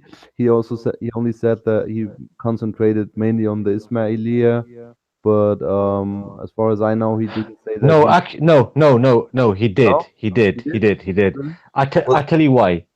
He in one of his books, he actually gives a fatwa, deeming it permissible to kill the Rafida, because the term Rafida is a, well, you know, some of the other sects may use this as a derogatory term for the Shia, the Rafidas, meaning those who the rejectors, because this term Rafida, according to us, was an honorific title given by the Imams of the Ahl al-Bayt alayhi salam to describe their followers, because we consider ourselves to be rejectors in the sense that we reject that the leadership should have gone to Abu Bakr and Umar, whereas we believe obviously Imam Ali alayhi salam to be the rightful successors. So this term Rafida, you know, it comes from this. According to our books, it's a very praiseworthy title. However, our opponents, on the other hand, they do use this term in a derogatory manner. And what Ibn Taymiyyah has done in one of his books, he's actually given a fatwa where he, according to us, of course,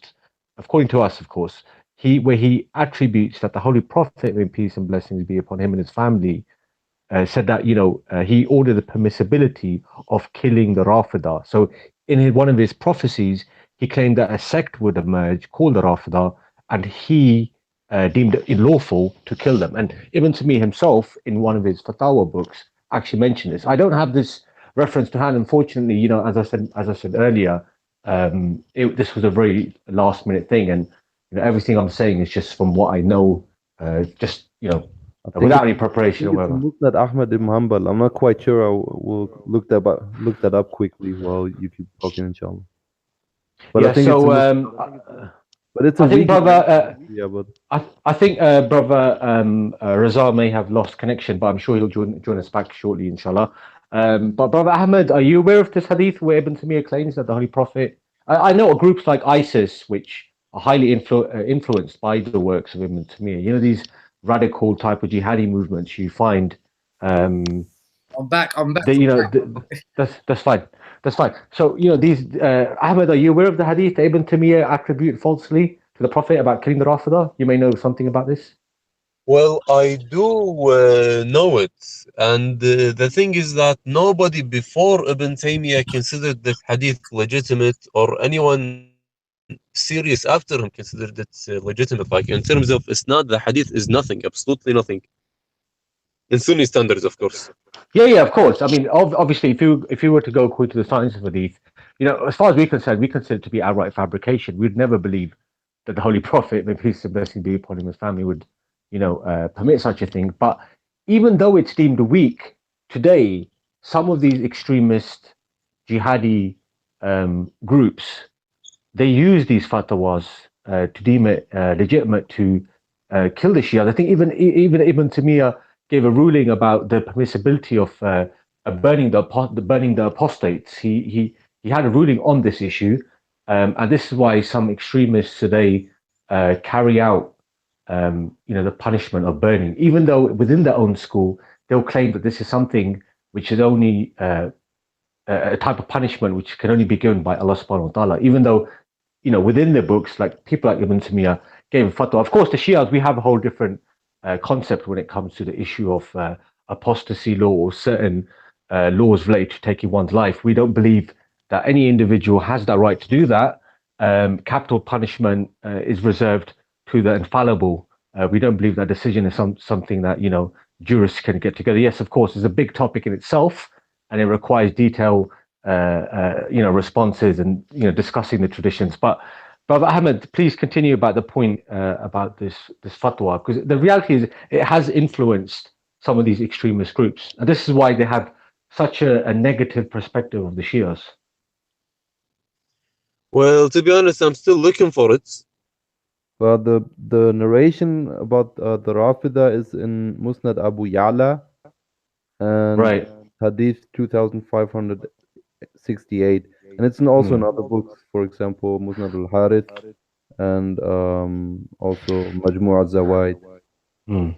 Yeah, I mean, the reality is, I mean, it's interesting because, yes, as you mentioned, Brother Ahmed, that this hadith is weak, but Ibn Taymiyyah will be happy. He's happy enough to quote it, even though ironically these are the same people who say, "Oh, you know, you build your core beliefs based on weak traditions," yet they do it themselves. You know, do you see the irony in it?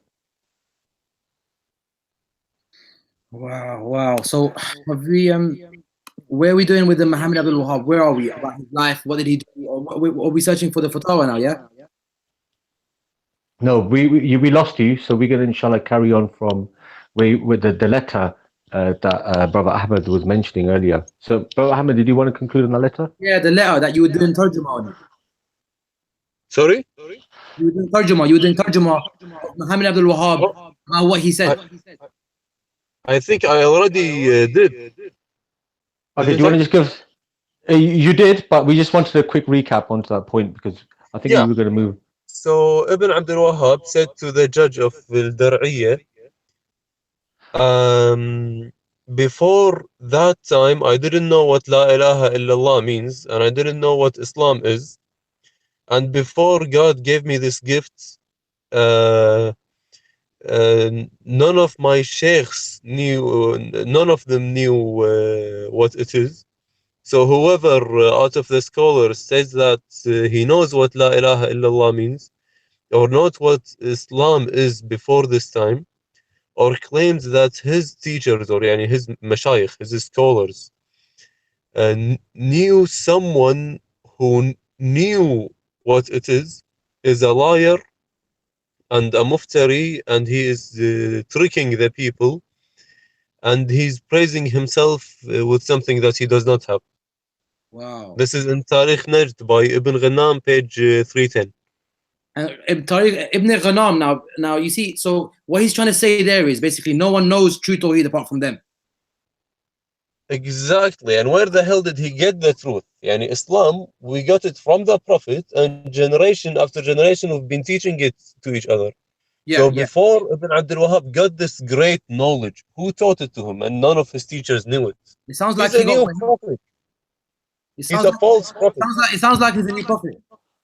Well, it Exactly. could be true in the sense that, look, there's a hadith of the Holy Prophet, may peace and blessings be upon him and his family, that says that there will be many false claimants of prophethood. And as I mentioned earlier, there were people who genuinely believed, people like Ibn Taymiyyah was a prophet. So it wouldn't surprise me if people had the same notion about Ibn Taymiyyah. I mean, according to his own testimony as well. All right, cool. So what I'm going to do now is, Brother Ahmed, I want you to Yes. compliment me. I want you to compliment me in terms of Muhammad al-Wahhab. So I've got some research here about Muhammad Abdul Wahhab, yeah? Yep. And a list of books that were written to refute him. So the way I want to do this is, one minute. I'm going to screen share because we've just gone down to the crux of the issue. How are we doing for time, brothers? We're going good, bro. I don't think it's an issue. Sayyid Ali says we're doing good for time. That means we're good. We're doing good for time. Yeah, it's 1.5 hours. That's still good. Still have Cool. All right, now, let's get down to this screen sharing business. Okay. Can you see my screen, brothers? Yeah, we see Yeah, it. yeah, I see your screen. Cool. Yo, Sayyid Ali, I've gone good at this, innit? Can you see now? Yeah. Okay, so brothers, a lot of these sources, again, I've got Ahmed here from the original sourcing that he can give me, so he can, direct me. There's a book that I want all the brothers and sisters that are viewing, all the Muslims, all the non-Muslims. There's a book written by Sheikh Jafar Subhani. He's actually a Shia scholar, contemporary, who wrote a book in refutation against this whole movement. Now, if you look at the familiarity when he talks about the life of Muhammad Abdul Wahhab, I'm going to go through it briefly with you lot, yeah? So Wahhabism ascribed onto Sheikh Muhammad. As we spoke about earlier, scholars feared that it might be attributed towards the Prophet himself. So because of the fear Muhammadi, they prefer to call it Wahhabi. It was for that reason.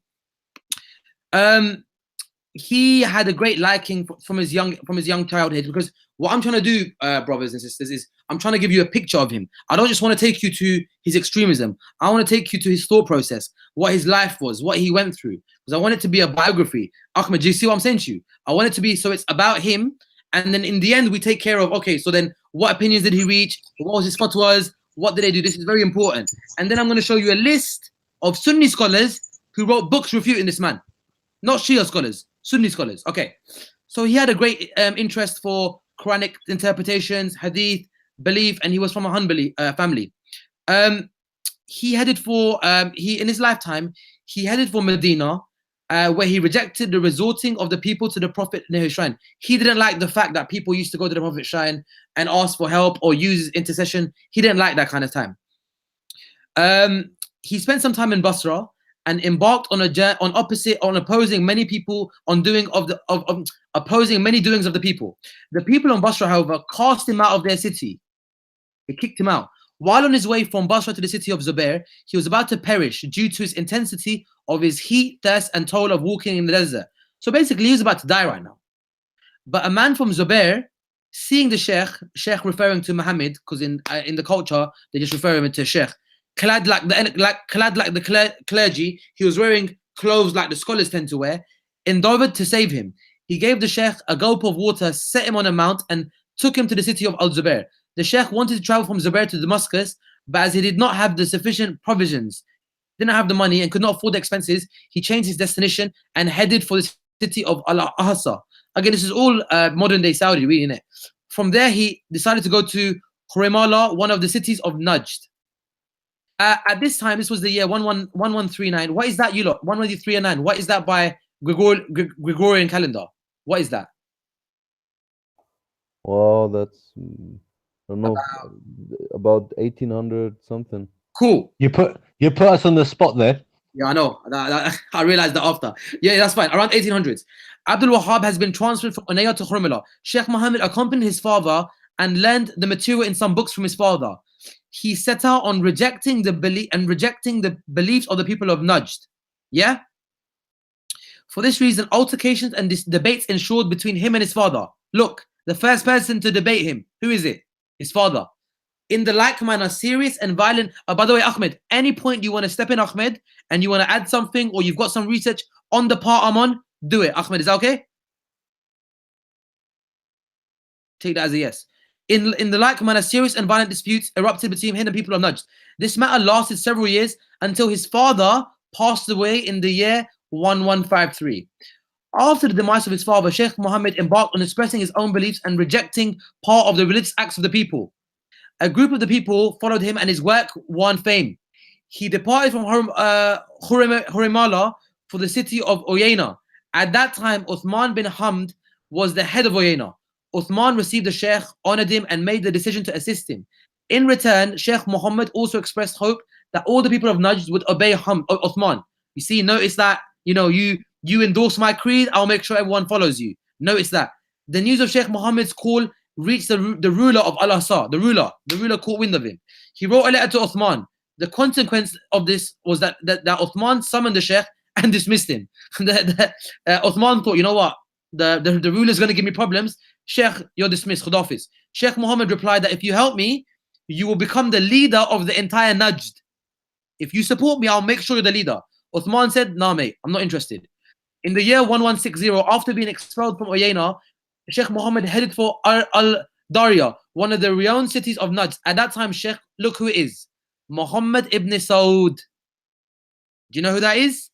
The ancestor of the current ruling family. You lot making the links now, yeah? This is the first time they're going to meet each other now. So after being expelled, Sheikh Muhammad headed for, at that time, Muhammad ibn Saud was the emir. This guy was just an emir. He didn't rule the land. He wasn't the caliph. He didn't own a country called Saudi Arabia. It was known as Arabia. He was just an emir. He went to see the Sheikh and gave him tidings of glory and goodness. The Sheikh too gave him tidings of power and domination over all the cities of Najd. And in this way, the relationship between Sheikh Muhammad and Al Saud commenced. This is where this connection started, and this connection continues up till today. What is the connection? Again, let me just have a quick look here. An Ottoman writer in his book Tariq al-Baghdad has noted that the relationship between Sheikh Muhammad and Al Saud began in another manner. But what has been stated here seems to be more correct. Again, this is the most vastly common view that I'm quoting now. At the time when Sheikh Muhammad, brothers, can you lot still hear me, yeah? Yeah, we hear you. Yeah, we're with you. You following? Are you lot following? Of course, brother. Cool. Following. At the time when Sheikh Muhammad went to Al-Darya and made the agreement with Muhammad ibn Saud, the people of Darya lived in utmost destitution and need.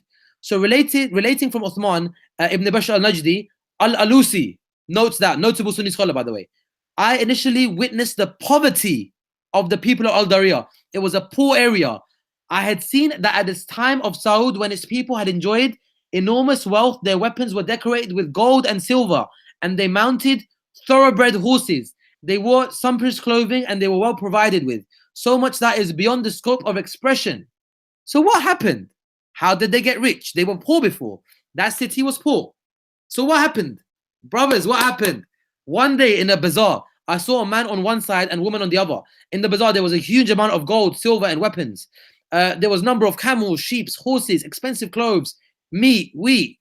This is getting crazy now. I can't even recount it. The bazaars extended as far as the eye could see. The buyer would say, I sold this. The one would say, I bought something. Of course, Ibn Bashar, now obviously this is the scholar now, Jafar Subhani saying, Ibn Bashar had not given an account as to how and from where such an enormous wealth had been amassed. Where did they get this wealth from? We knew that they were poor, but the trend of history indicates that it had been accumulated by attacking Muslims of other tribes and cities because they would not accept their belief, and by plundering and taking their booties as properties. With regards to war booties on which Sheikh Muhammad took from the Muslims of that region, his policy was to spend it in any way he desired. At times he granted it onto only 2 or 3 people. All the war booties, no matter what the booties were, they were in possession of the sheikh, and the emir of Najd could have a share of the booties on permission of the sheikh. One of the biggest flaws during the sheikh's life was the fact that he treated Muslims who did not follow his notorious belief as infidels, deserving to be fought against. What group does that today? Brothers, what group does that today? Do we have any names? Tell us. Sounds like a group in Iraq and Syria that are getting demolished. It sounds like a group that's from there. It sounds very similar. It's just they like to call themselves different names. Sometimes they call themselves Al Qaeda, sometimes they're Boko Haram, sometimes they're Jabhat al-Nusra, and sometimes they're ISIS. Or Taliban. Taliban. Let's not leave the Pakistanis out of this, innit? Let's not keep some Sipai Sahaba sometimes as well, Sayyid. Yeah, of course. There's many movements. There's many movements. And they all say, may God be pleased with Muhammad ibn Abdul Wahhab. They don't say God be pleased with Ibn Sabah, by the way. In short, Muhammad Abdul Wahhab called the people to Tawheed, but a fake, erroneous Tawheed, which he created himself. Look, I just linked it to Ahmed's proof that he himself said that I've got this Tawheed now. Now I understand real Tawheed. Yeah, real Tawheed is you go around killing people. Not the Tawheed promulgated by the Quran. Whoever adhered to it would have immunity as far as his life and property was concerned. Else, the dissolution of his life and property would be like that of infidels, be religiously lawful and permissible. The wars which the Wahhabis waged in Najd and outside of Najd, such as in Yemen, Hijaz, the vicinity of Syria, and Iraq, were on this basis. Point, pause. Point note. These people were not full of Shias. Shias were just part of this process. They were killing Sunnis that didn't agree with them. Any city which they conquered by war and domination were religiously lawful for them. If they could, they would establish it as their own possession. Otherwise, they would be content with the booty they had taken. Jazeera, let me just make sure the source. Yes. Again, Jazeera al-Arab fi al-Qarn wa Ishrin. Again, another reference there. So, those who adhered to his belief and hearkened to his call had to pledge allegiance to him. If anyone rose up in rebellion, he was killed and his property divided. On the basis of this policy, for instance, they killed 300 men from a village called Al-Fusul, located in the city of Al-Ahsa, and pillaged their property. Sheikh Muhammad Abdul Wahhab died in the year 1206. I'm going to mention one incident and then I want to take it to Ahmed. Actually, you know what? Before I take it to this, I'm going to mention to Ahmed first. Ahmed, I've given you a brief story. I've given you a brief narrative. The part I'm highlighting now, watch this. Boom. The wars the Wahhabis waged in Najd and outside Najd, such as in Yemen, Hijaz, Syria. They would conquer it, kill people, and take the possessions, and then take the women as slaves, because they would consider everyone non-Muslims. On the basis of what? Why were they non-Muslims? Because they never agreed with his twisted version of Tawheed. Ahmed, with proof, with references, I want you to talk about those wars. Well, the wars are numerous. We cannot copy all of them. We cannot discuss all of them, but I'll scroll around the book Tariq ibn Ghannam. For people who don't know, Ibn Ghannam is a student of Ibn Abdul Wahhab who lived with him and knew him personally very closely. And this book was commissioned with the request of Ibn Abdul Wahhab. Ibn Abdul Wahhab told him to write this book. MashaAllah. So let's go online. Wait. Yep, welcome to my office. That is my car. Look at your library, mashallah. Mashallah, yep. Everyone likes to do a video recording from the cars nowadays. We follow Kalam, and Kalam started this thing off. Well, my car is my office, and it's my house, and it's my library. It's the best place ever. Us man are maskeen people, man. We have to get our resources from the cars. We don't have no money coming from Saudi, unfortunately. This is Ahmed. This is Ahmed's man cave, yeah. Man cave. All right, cool. Let's get started. My Batmobile.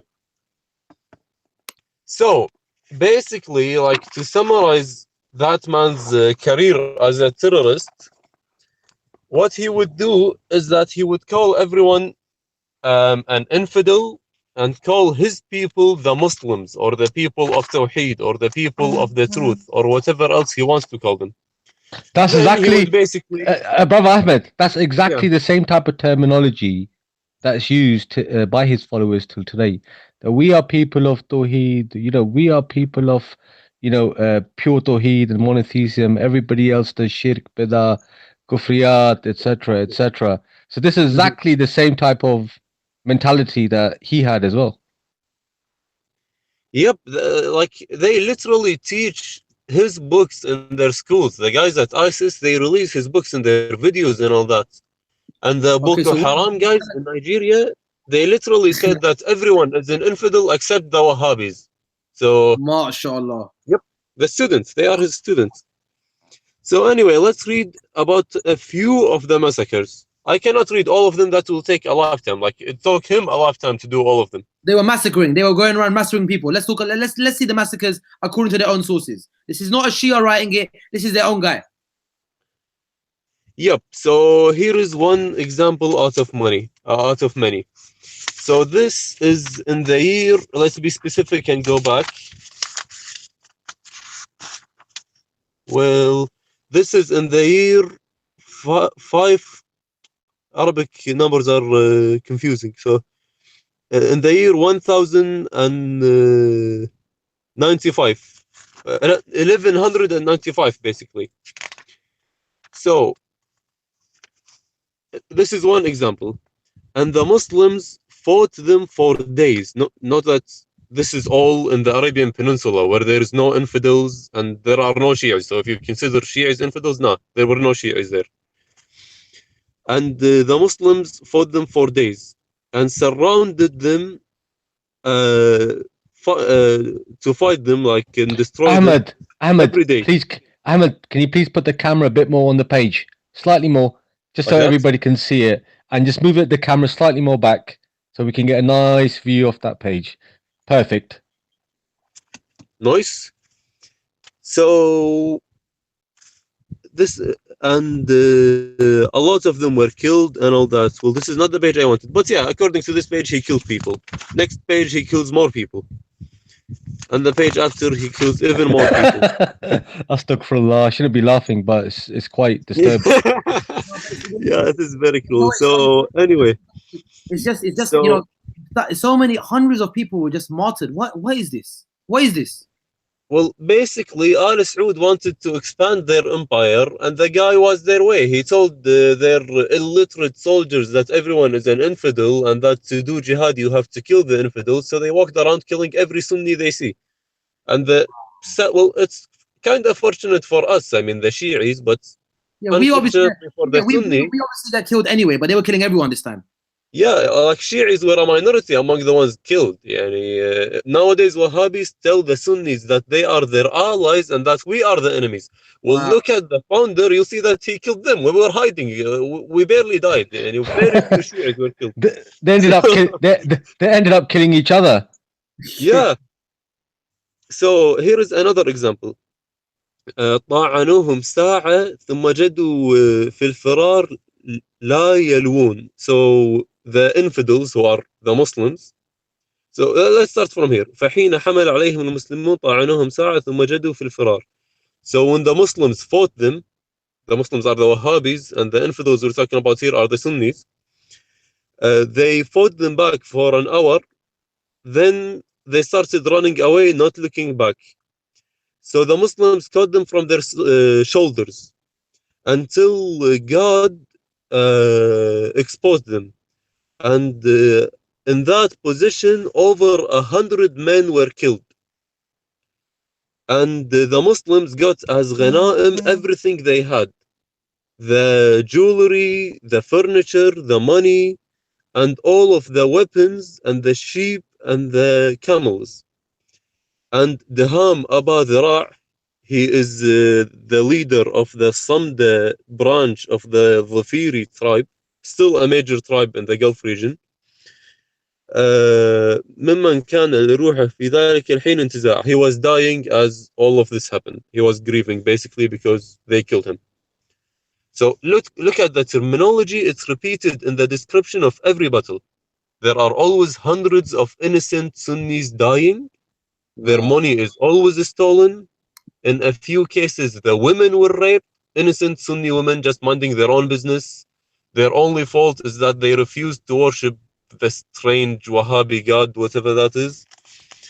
And here is another example here. I'm putting paper on the weirdest things that man have done, like the most gruesome things he have done. Because there's so many, basically. You're saying you're just showing us a glimpse because there's so many. You know, Yep, you're just here, yeah, in this chapter only I have like 5 pieces of paper, and the guy kills people in every page. Like, this is worse than Game of Thrones. Like, it's crazy. Astaghfirullah. So yeah, so that year, which year though? So, Well, yeah, in a certain year. I don't want to go back because I'm holding the phone with one hand. So in that year, Saud, the founder of Al Saud, and Allah Ta'ala Maratib al-Saud, may God gives him levels of happiness. Wow. levels of happiness. Ameen. Ameen. Yeah, a lot of levels of happiness. So, yeah, but he walked with the Muslims, like he led the Muslims, then again, Muslims as in Wahhabis, reaching Al-Ihsa. Whoa, in Al-Ihsa there are Shi'is. Guys, we're getting killed here. Here we go, go on. Yep. So فحث السير لذلك المرام والهجوم. By the way, guys, since you guys don't speak Arabic, this guy writes like poetry. He's such a nice author. Wallah, this is very poetic. Like, he describes massacre so well. No wonder his followers did so many of them. He made it appealing. He does it poetically, mashallah. Go on. Yeah. Everything rhymes. Like, all of the sentences rhyme, literally. So الهجوم على ولاة الأنام حتى أشرف على البلاد وظهر له منها السواد والقتام فأناخ على المبرز حين غطى ضياء الظلام. So he's basically describing his arrival to the place and how the massacre happened, and there were sounds of bullet shots and a lot of darkness and a lot of death. Wow. And there was the Atban, the Atibi tribe. Oh, that's a Sunni tribe. They came to a Shi'i area to kill a Sunni tribe. Okay. نهضوا يريدون الأصوات فلذلك كثير منهم أولئك الرماة. So there was mass shootings. Lanat on the oppressors. Yep. So basically, in the end, like, this is very confusing, very gruesome. أحاطت أجناد الموحدين بأولئك القوم. The موحد soldiers, the soldiers of Tawheed, surrounded those people. المبطلين, the people of falsehood. Notice how they call themselves soldiers of Tawheed. Notice that. Side point. Carry on. Yep. وأحدقت الفرسان والرماة والأبطال. The horsemen and the gunners and the heroes surrounded the village of the people of falsehood and shirk. And they covered them with clouds of death. Wallah, so poetic. يعني wow, just wow. حان لهم استئصال والإهلاك. So he rained them with torture. And their wicked souls, نفوسهم الخبيثة, قار وراموا المسلمين دفعا. Oh, they fought the Muslims back. How could they fight their invaders back? Now that's shirk. وظنوا أن البنات تنال بهم امتناعا ومنعا واجتهدوا ودعوا آلهتهم. They prayed to their gods as they do when they're afraid. ورفعوا أكف الدعاء والسؤال وأخلصوا الترضع والابتهال. So anyway, they prayed that their gods, I don't know which gods exactly, saved them from Ibn Saud, but their gods didn't, and Ibn Saud killed them all. So one more massacre, over 1,000. Take your time. Yeah, take your time. This is important. I want you to narrate it properly. This is important. Take your time. So wait, let me read fast, just to remember which massacre is this. Oh, so thousands of people. This happened in the year 1204. So over 11,000, led by the Khawarij, fought Ibn Saud. And of course, Ibn Saud was leading Ahl Tawheed, the people of Tawheed, because the Sunnis are not Muwahhideen. And there was a huge fight. Why did I mark this one? I only marked the really gruesome things. Oh, so basically the man promised them that if they just give up, he will not steal their money or rape their wives or do anything overly gruesome to them. But they didn't, and that's why the Muslims got all the money and the enemies got all the destruction, and the God gave them ghanima azima, like a great ghanima, a great gift, and they took all the money. Wow. So Yeah. disgusting. Wow. So disgusting. So, bro, you know exactly like now, you see exactly what you just said. Yeah, these gruesome. And so, hold on. Who was ruling at that time when they were doing this kind of stuff? This is the life of Muhammad al-Wahhab. The person that was ruling were the Ottoman Sunni caliphs. Am I wrong or right? Yeah, true. Yeah, well, they mainly fought the Sunni tribes around them, especially the Ashraf tribes in the Hijaz and Ashraf, other areas. But yeah, they Ashraf, fought the Ottomans. Ashraf meaning the descendants of the Prophet. Yeah, yeah. So, Who ruled the Hijaz back then? so you're going around killing the descendants of the Prophet, and you're saying we're the real Muslims. Exactly. Those people are maniacs. And the Ashraf weren't Shia, by the way. A lot of them were Sunni, and they still are. Yeah, yeah. The Ashraf of Al-Hijaz, all of them were Sunnis. They were a Sunni monarchy that ruled Mecca and Al-Medina and almost like 1/3 of modern-day Saudi Arabia. So these lot are going around killing people indiscriminately, and basically it's in the time of Ottomans. So basically they're rebelling against the Ottomans, basically. Yeah, exactly. Hold on. This is ironic. This is amazing. Hold on. They have a principle amongst them that says that you can't rebel against a Muslim ruler. Exactly. But they said they weren't Muslim. Oh, there's they were great worshippers, you know. They were worshipping their idols lying in the graves and stuff. They had a fatwa. They still have it today. Wahhabis love to share this fatwa and get around why the Ottomans were not an Islamic rulership. I mean, the Ottomans weren't the greatest rulers the Islamic world ever had, but I mean, it's still pretty pathetic. I mean, who was their imam of the time then? Hold on. So the Ottomans that were ruling in their time, wasn't the last couple of Ottomans, weren't they actually quite religious people?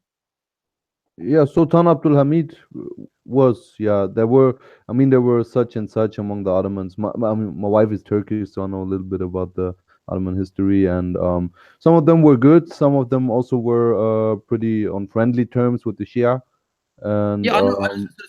So the funny thing is, the last couple ones were actually quite religious ones. So what justification did they have to rebel?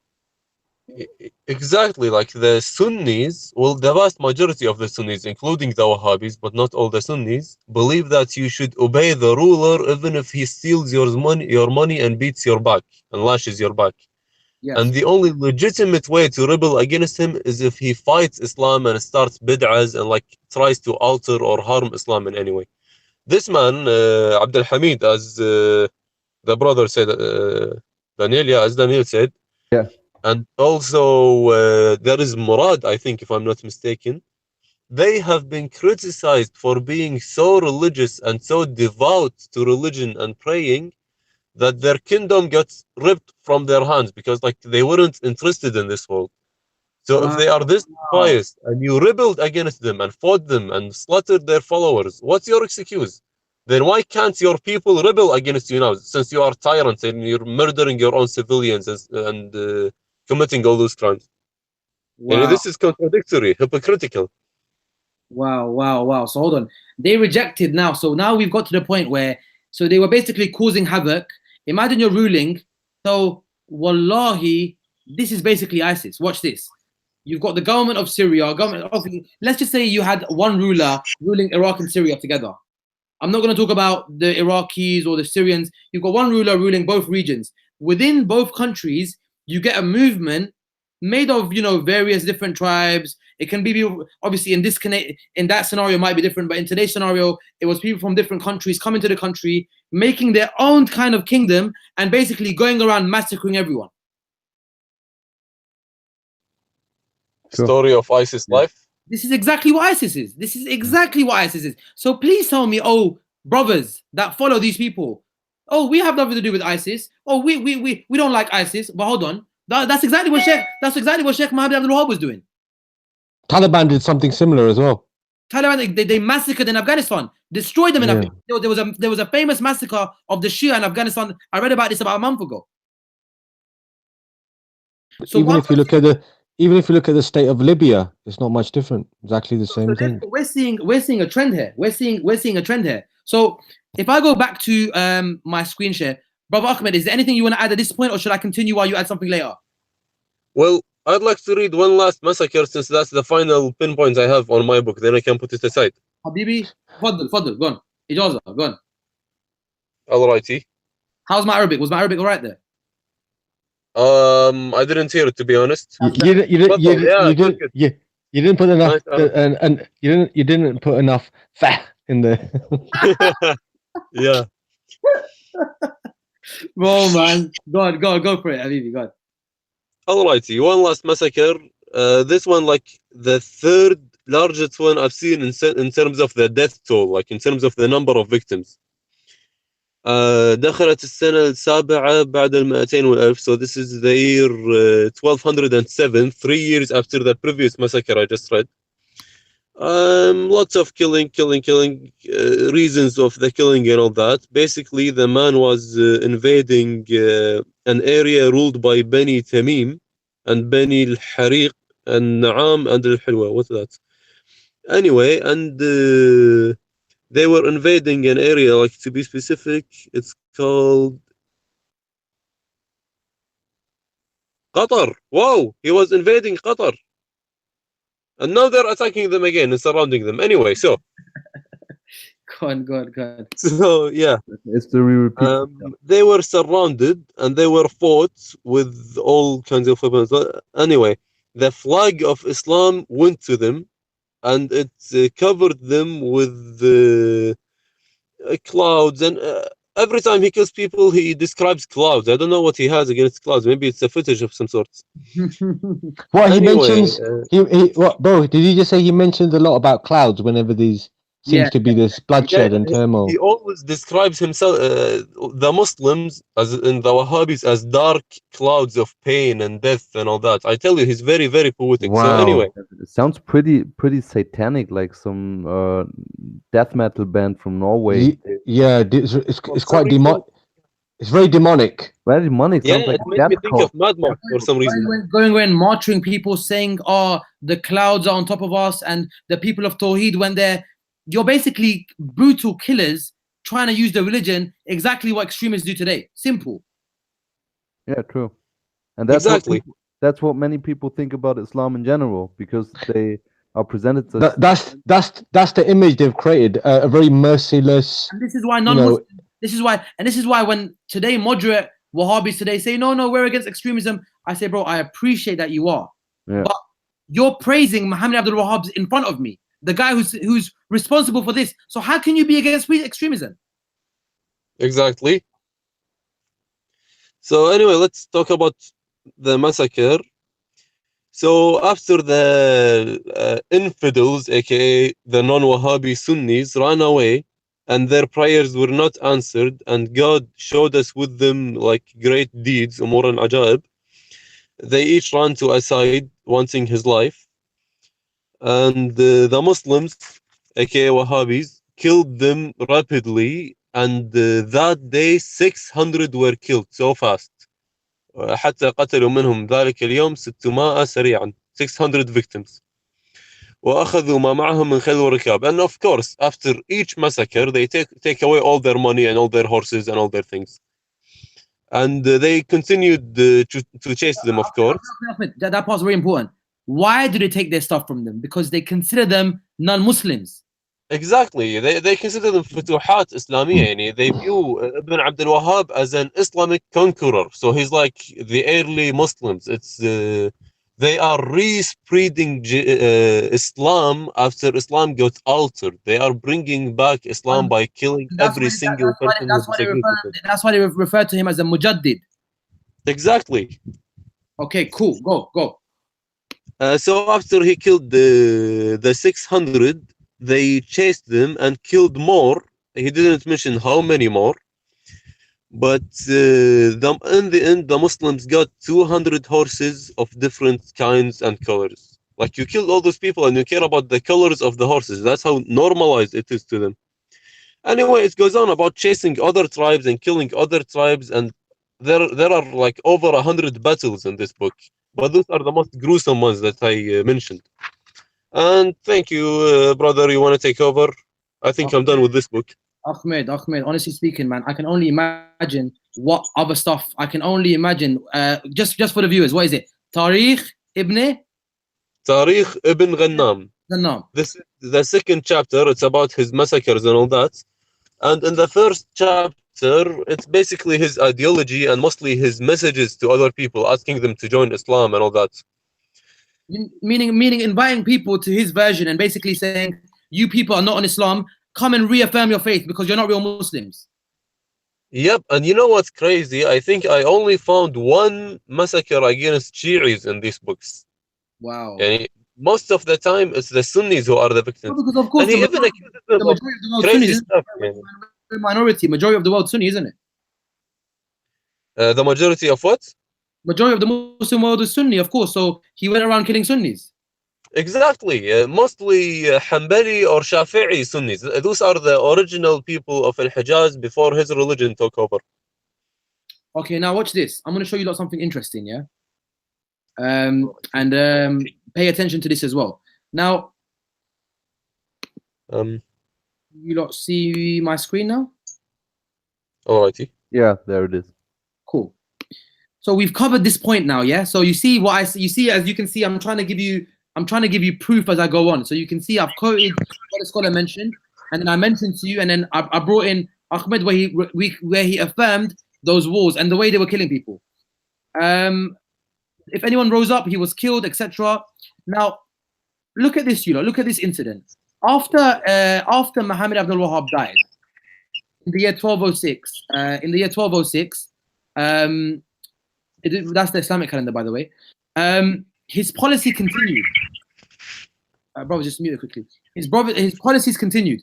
For instance, in the year 1216, the Wahhabi Emir Saud, look, mobilized an army of 20,000 warriors and made an inroad on the city of Karbala. At this time, Karbala enjoyed utmost fame and grandeur. Iranian, Turkish, Arab, and other pilgrims turned to it. After laying siege to the city, Saud finally entered it and brutally massacred the defenders and inhabitants of the city. They massacred everyone. The Wahhabi army created such a public disgrace in the city of Karbala that it cannot be put to words. They killed over 5,000 people. After Emir Saud founded leisure from the affairs of the war, he turned to the treasures in the shrine of Imam Hussain, who is the Prophet's grandson. These treasuries consisted of various properties and precious objects. He took away and plundered whatever he found there. After this episode, Karbala was transformed into a situation that the poets composed elegies for it. For over 12 years, the Wahhabis every now and then invaded and looted the city of Karbala and its suburbs, as well as the city of Najaf. The first of these invasions took place in the year 1216, as mentioned already. According to the writers of old Shia writers, again, 1216 is what? Probably what? Is that 1800s, 1900s? Yeah, that's 19th, early 19th century, 1809 exactly. By the way, after that, inshallah, if there is time, I will read a quick summary by a non-Muslim witness, Monsieur Rousseau, who was a French author, a Frenchman who witnessed the massacre. By incident, he was in Karbala at that time, and he witnessed what they did. So we definitely deal with that. We definitely do need to that. And yeah. I've listened to everyone watching. Yeah, I've put some really interesting stuff because I haven't dealt with my comparison of these lot and the Khawarij, because I've got a lot of referencing for that. So I want to get that because I've sent a lot of that on the group chat. So inshallah, I'm going to get to that after I deal with Daniel's quote. Razak, you know what? Sorry, I didn't want to interrupt you because you're going on your flow. We've actually gone way over 2 hours, and to be fair, there's a lot of information to take in for any viewer to who's watching the show. So personally, myself, I think after you've made this point, I think we might have to do another session on this because Yeah, no problem. What I'll do is then, yeah, I'm gonna basically what I'll do is let me have a look. 1 minute. Okay, cool. After I make this point about the sacking of Karbala, the main one, and how many times they've done it, then I'm gonna let brother Daniel. Rizal, but before I forget, because I might have to leave. I apologize in advance. Just a point you mentioned about Karbala as well, and how I think for a lot of the non-Muslims who are actually watching this show, people belonging to other faiths, be it even Christianity, Judaism, what they need to understand is that the Shias themselves have been victims to this terrorism for throughout centuries. So it's not something which is new to us. For some of these people, it's something that's new and it's emerged maybe in the last maybe 20, 30 years, especially in the West. But this is something that we've been facing persecution throughout, throughout centuries.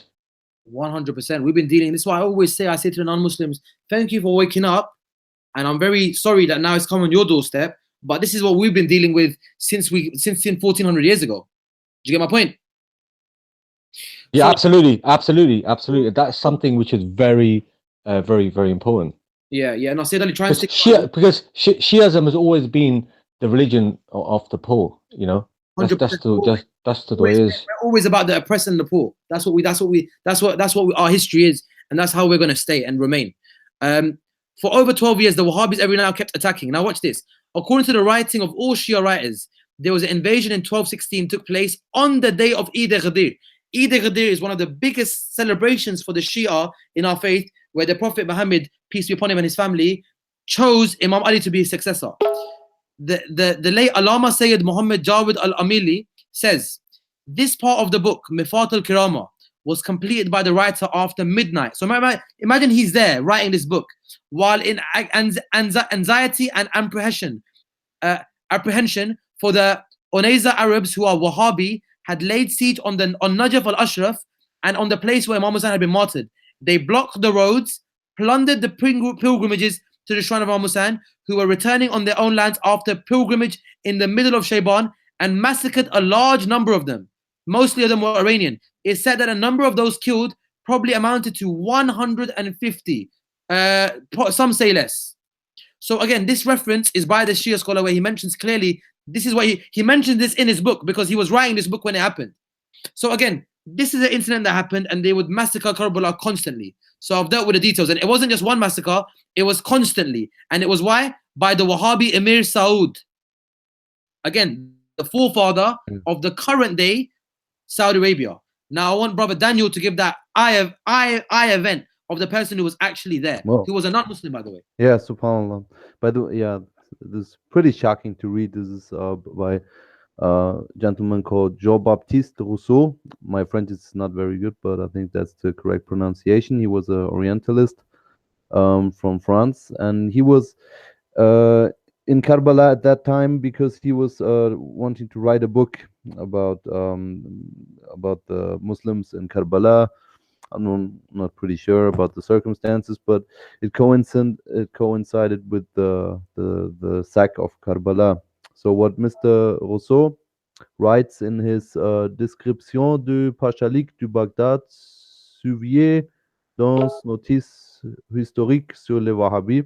I hope that's the correct pronunciation. That's the name of the book. He says, we have recently seen a horrible example of the Wahhabis' cruel fanaticism in the terrible fate of the mosque of Imam Hussein. Incredible wealth was known to have accumulated in that town. The Persians, the Shahs, have perhaps never had something like that in their treasury. For centuries, the mosque of Imam Hussein was known to have received donations of silver, gold, jewels, a great amount of rarities. Tamerlane even spared that place. Everybody knew that the most part of the rich spoils that Nadir Shah had brought back from his Indian campaign had been transferred to the mosques of Imam Hussein and Imam Ali together with his own wealth.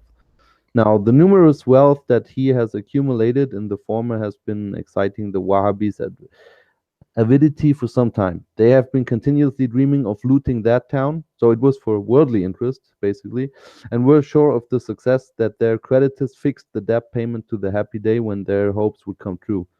That day came at last. 12,000 Wahhabis suddenly attacked the mosque of Imam Hussein. After seizing more spoils than they had ever seized after the greatest victories, they put everything to fire and sword. The elderly, the women, the children, everybody died by the hand of the barbarian sword. Besides, it is said that whenever they saw a pregnant woman, now listen to this, whenever they saw a pregnant woman, they disemboweled her and left the fetus on the mother's bleeding corpse. SubhanAllah. I mean, Stop wow. for I have to stop here for wow. what is Their cruelty could not be satisfied. They did not cease their murders until blood flowed like water. As a result of the bloody catastrophe, more than 4,000 people perished. The Wahhabis carried off their plunder on the backs of 4,000 camels. After the plunder and murders, they destroyed the Imam's shrine and converted it into a trench of abomination and blood. They inflicted the greatest damage on the minarets and the domes, believing those structures were made of gold bricks.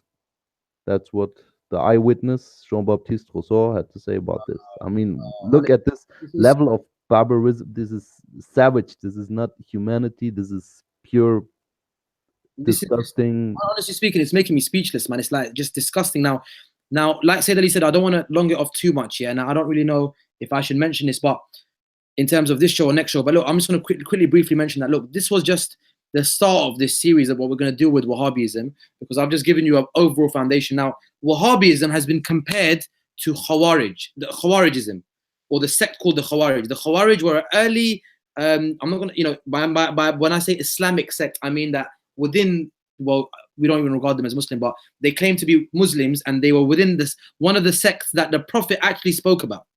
The Prophet actually spoke about this group that would come called the Khawarij, and what they would do is they were known for a couple of things. Their excessive aspect of where the people of Tawheed, we believe in one God, you don't. So you don't, and they actually, the first person they accused of being a non-Muslim was, guess who? The Prophet's family, Imam Ali himself. So this group was very excessive, very extreme.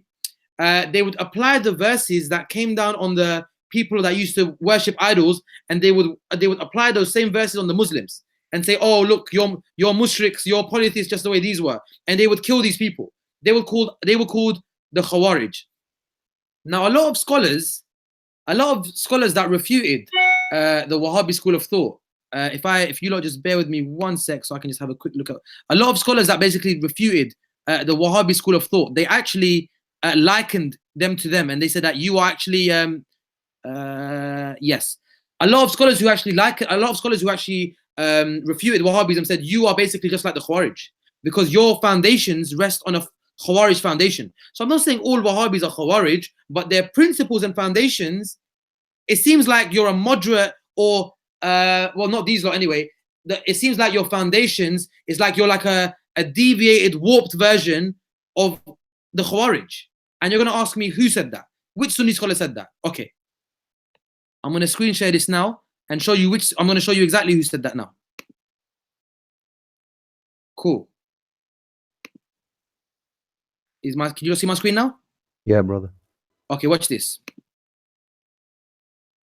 So, first of all, I've got a lot of links up here ready. I've got thing here ready. Here we go. Okay, one scholar, a Shaykh al-Islam, not the fake Shaykh al-Islam like Ibn Taymiyyah, but actually he was given his position by the Ottomans. Shaykh al-Islam, Sayyid Ahmed Zaini Dahlan al-Makki al-Shafi'i. Yeah?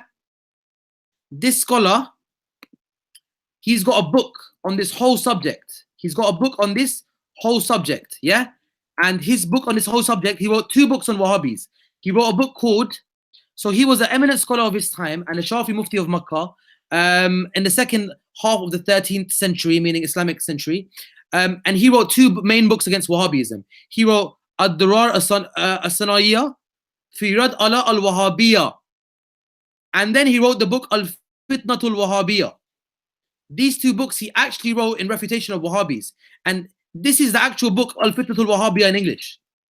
This is the actual book called about Wahhabis and what he had to say about them and about the beliefs of Muhammad Abdul Wahhab. As you can see, he innovated and deviant, misleading ways and beliefs and managed to alert some people towards him. His deviant and misleading ways and beliefs disagree with the sayings of the people of the scholars.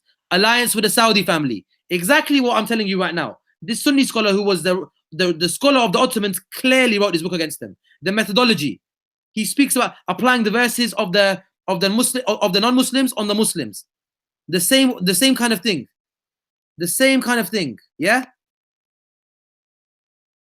Calling on someone else other than Allah, where he believed you could call on someone other than Allah, and the Wahhabis believe you can't. So clear.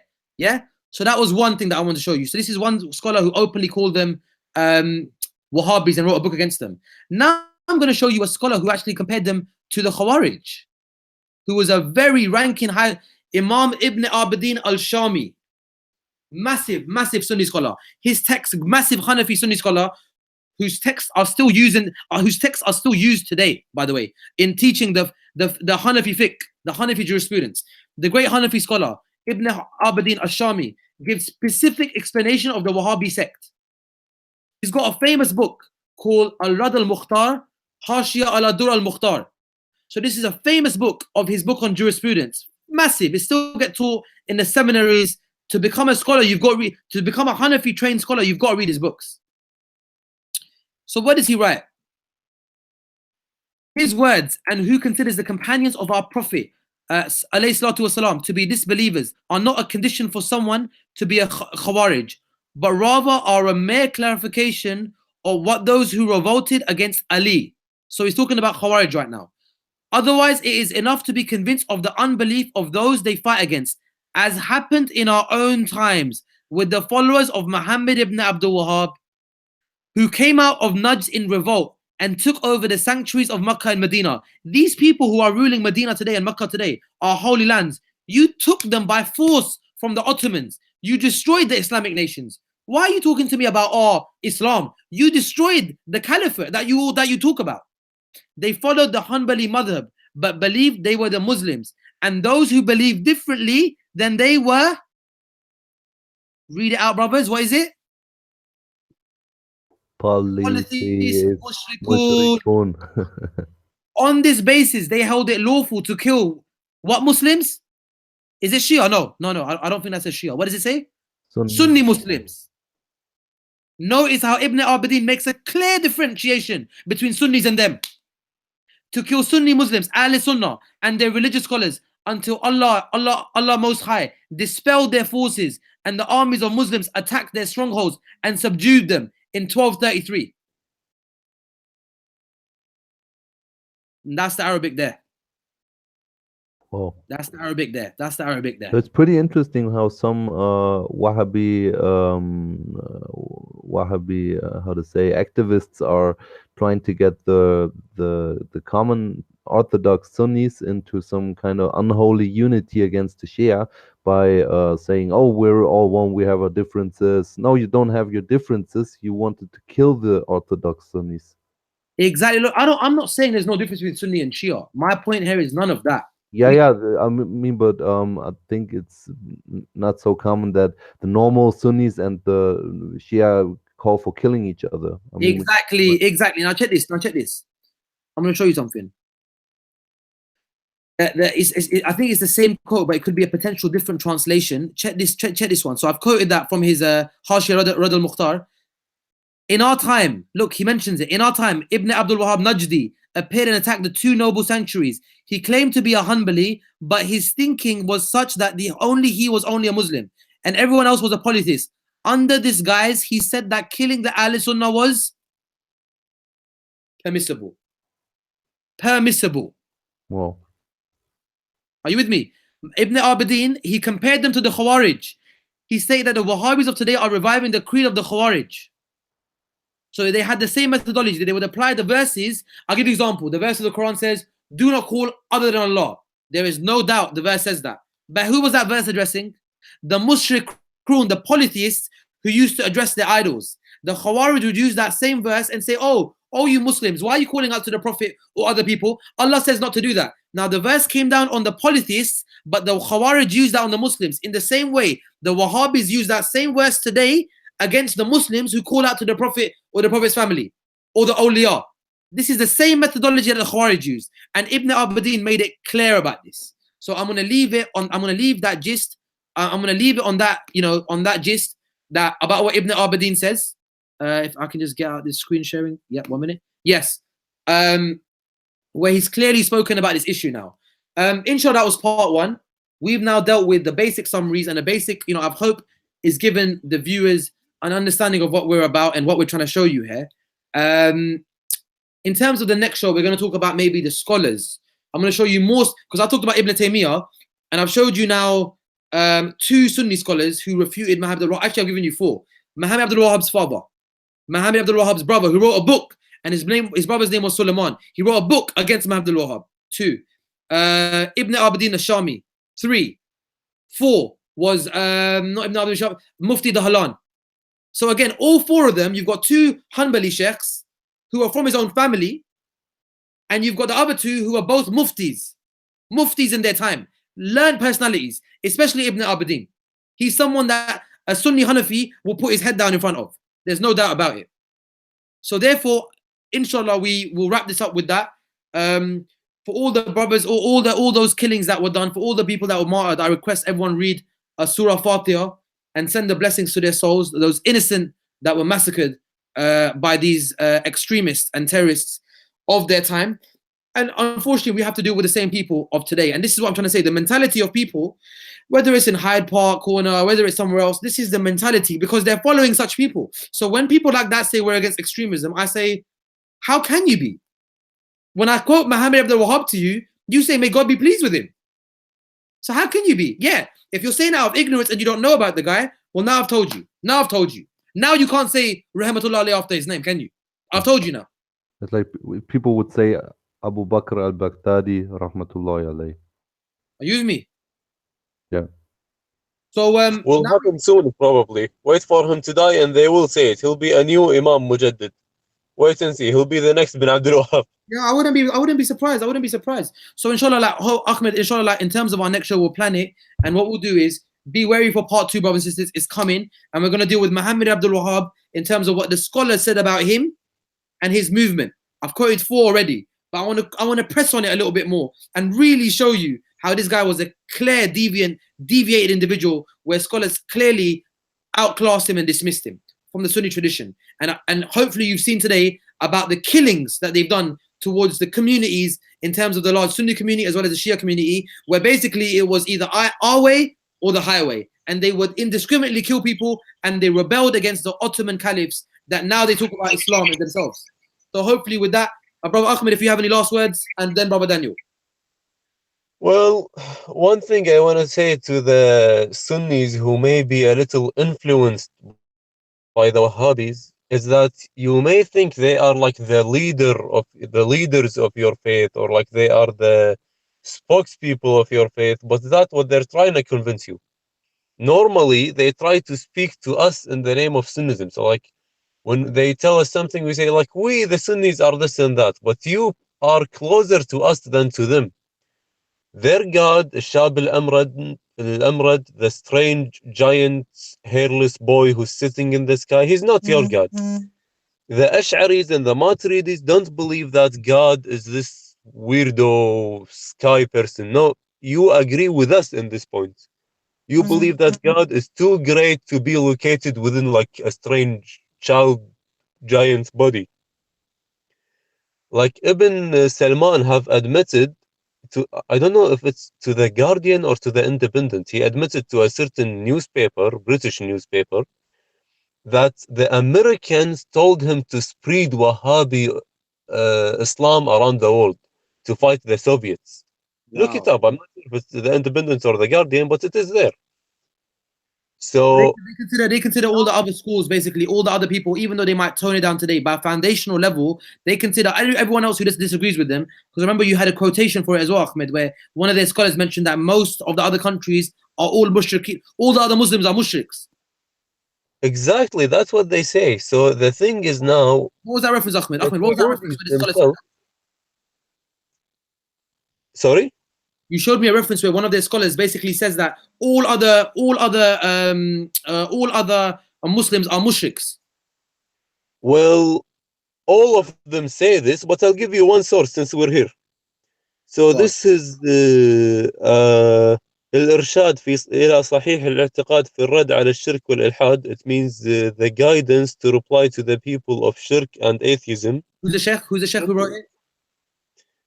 دكتور صالح الفوزان. He's probably gonna be آل الشيخ's successor. When الأعور الدجال dies, the current mufti, when he dies, Fawzan, the main guy of today. well, he's the second in command after آل الشيخ. When Wow. آل الشيخ dies, he'll be the boss. Okay, go on, show me.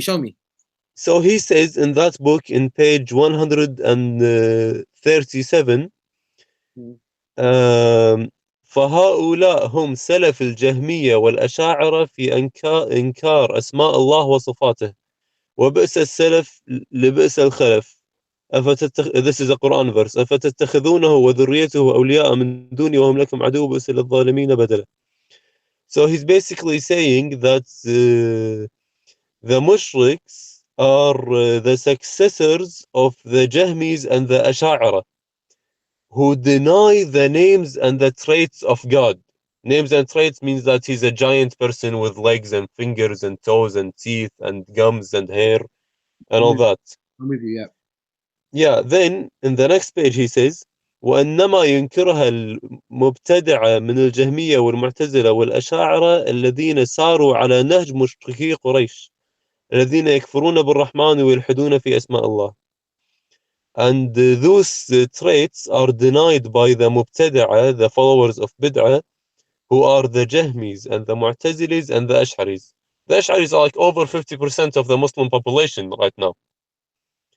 And وَالَّذِينَ سَارُوا عَلَى مَنْهَجْ مُشْرِكِي قُرَيْش, who follow the path of the polytheists of Quraysh, who do kufr to Rahman, يكفرون في الرحمن, ويلحدون في اسماء الله, and deny the names of God. This is one source out of many. There are dozens of others. Wow, yeah, all right, cool. So therefore, like, we don't deny that we have differences with Ahl Sunnah, but we're not going around saying they're kuffar, are we? Absolutely not.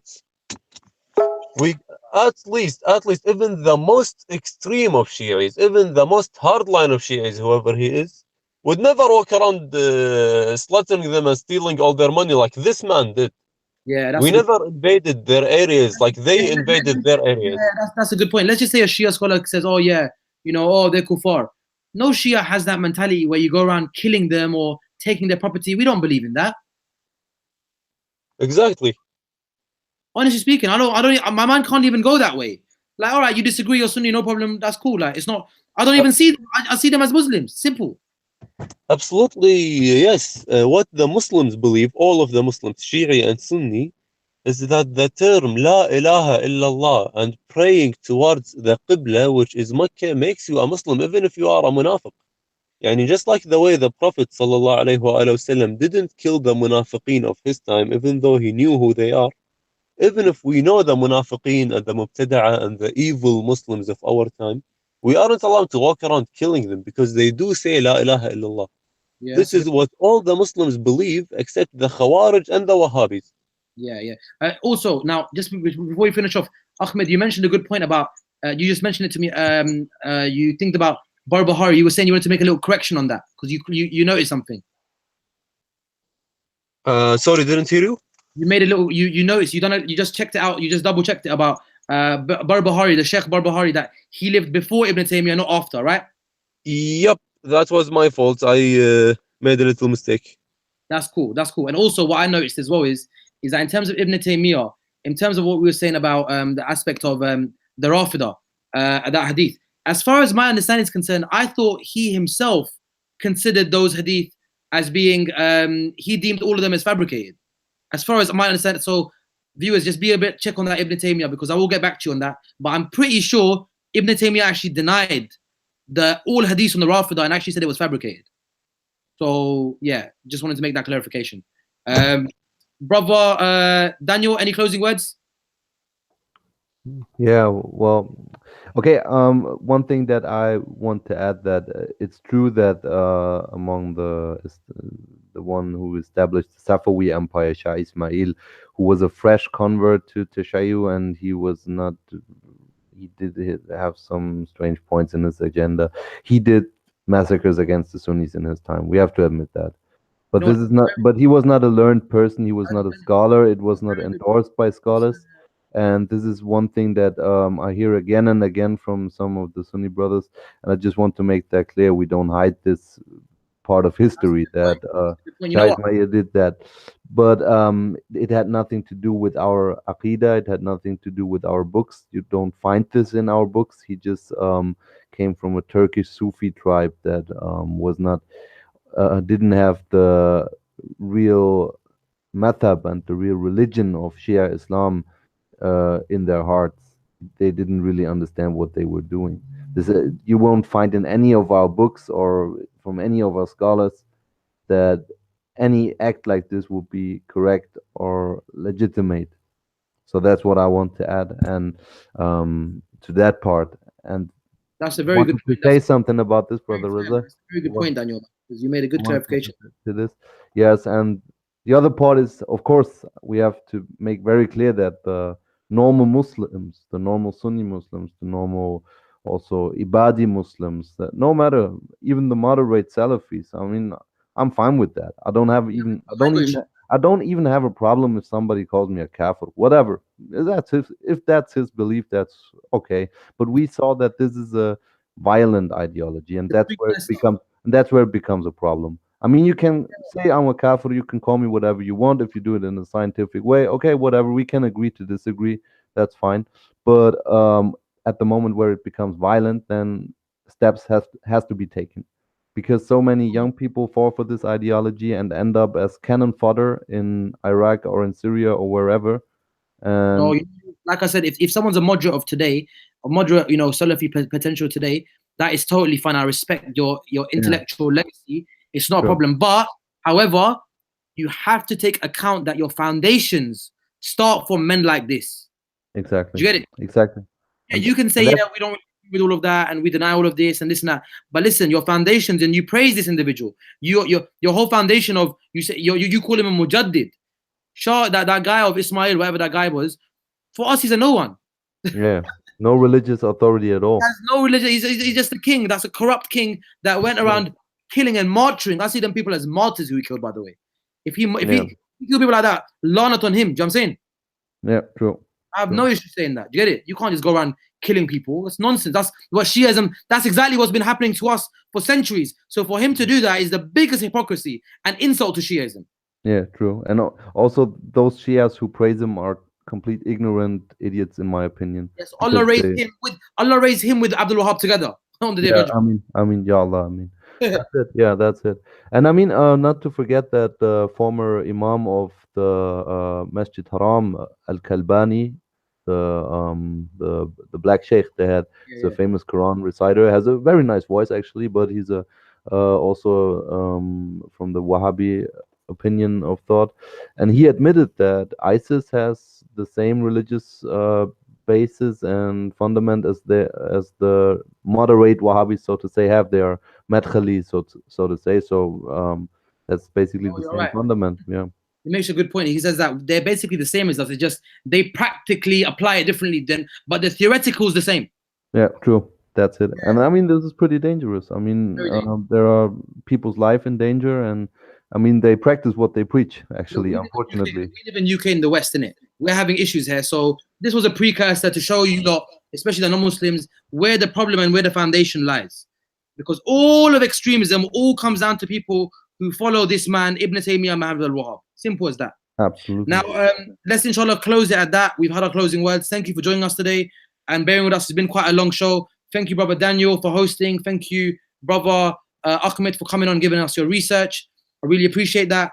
Brother Daniel, I'll let you close up with that to all the viewers. Assalamu alaikum wa rahmatullahi wa barakatuhu. Allah bless all the brothers and sisters that are watching. Yeah, I mean, I have nothing to add. May Allah bless everybody who was with us tonight and who will. Oh yeah, and big up Kalam for introduce. Big of Callum, of course. I didn't have the Muslim, chance thank you to. for coming today and watching. Yeah, If you've got any questions, email us, post us, subscribe to our channel. Inshallah, we'll start discussing things that are influencing and affecting our society. We want us to be a channel that deals with issues that affect our society, not only dealing with Sunni Shia issues that have been going on over for 1400 years, where people are just stubborn and they don't want to listen and learn. So we're Sure. here for you lot as well. So feel free, contact us. Inshallah, it will be very good for us to speak and get on better terms and understand each other. Absolutely. Assalamu alaikum to everybody. May Allah bless you all and tune in next time. Like, share, subscribe. Assalamu alaikum wa rahmatullahi wa barakatuh.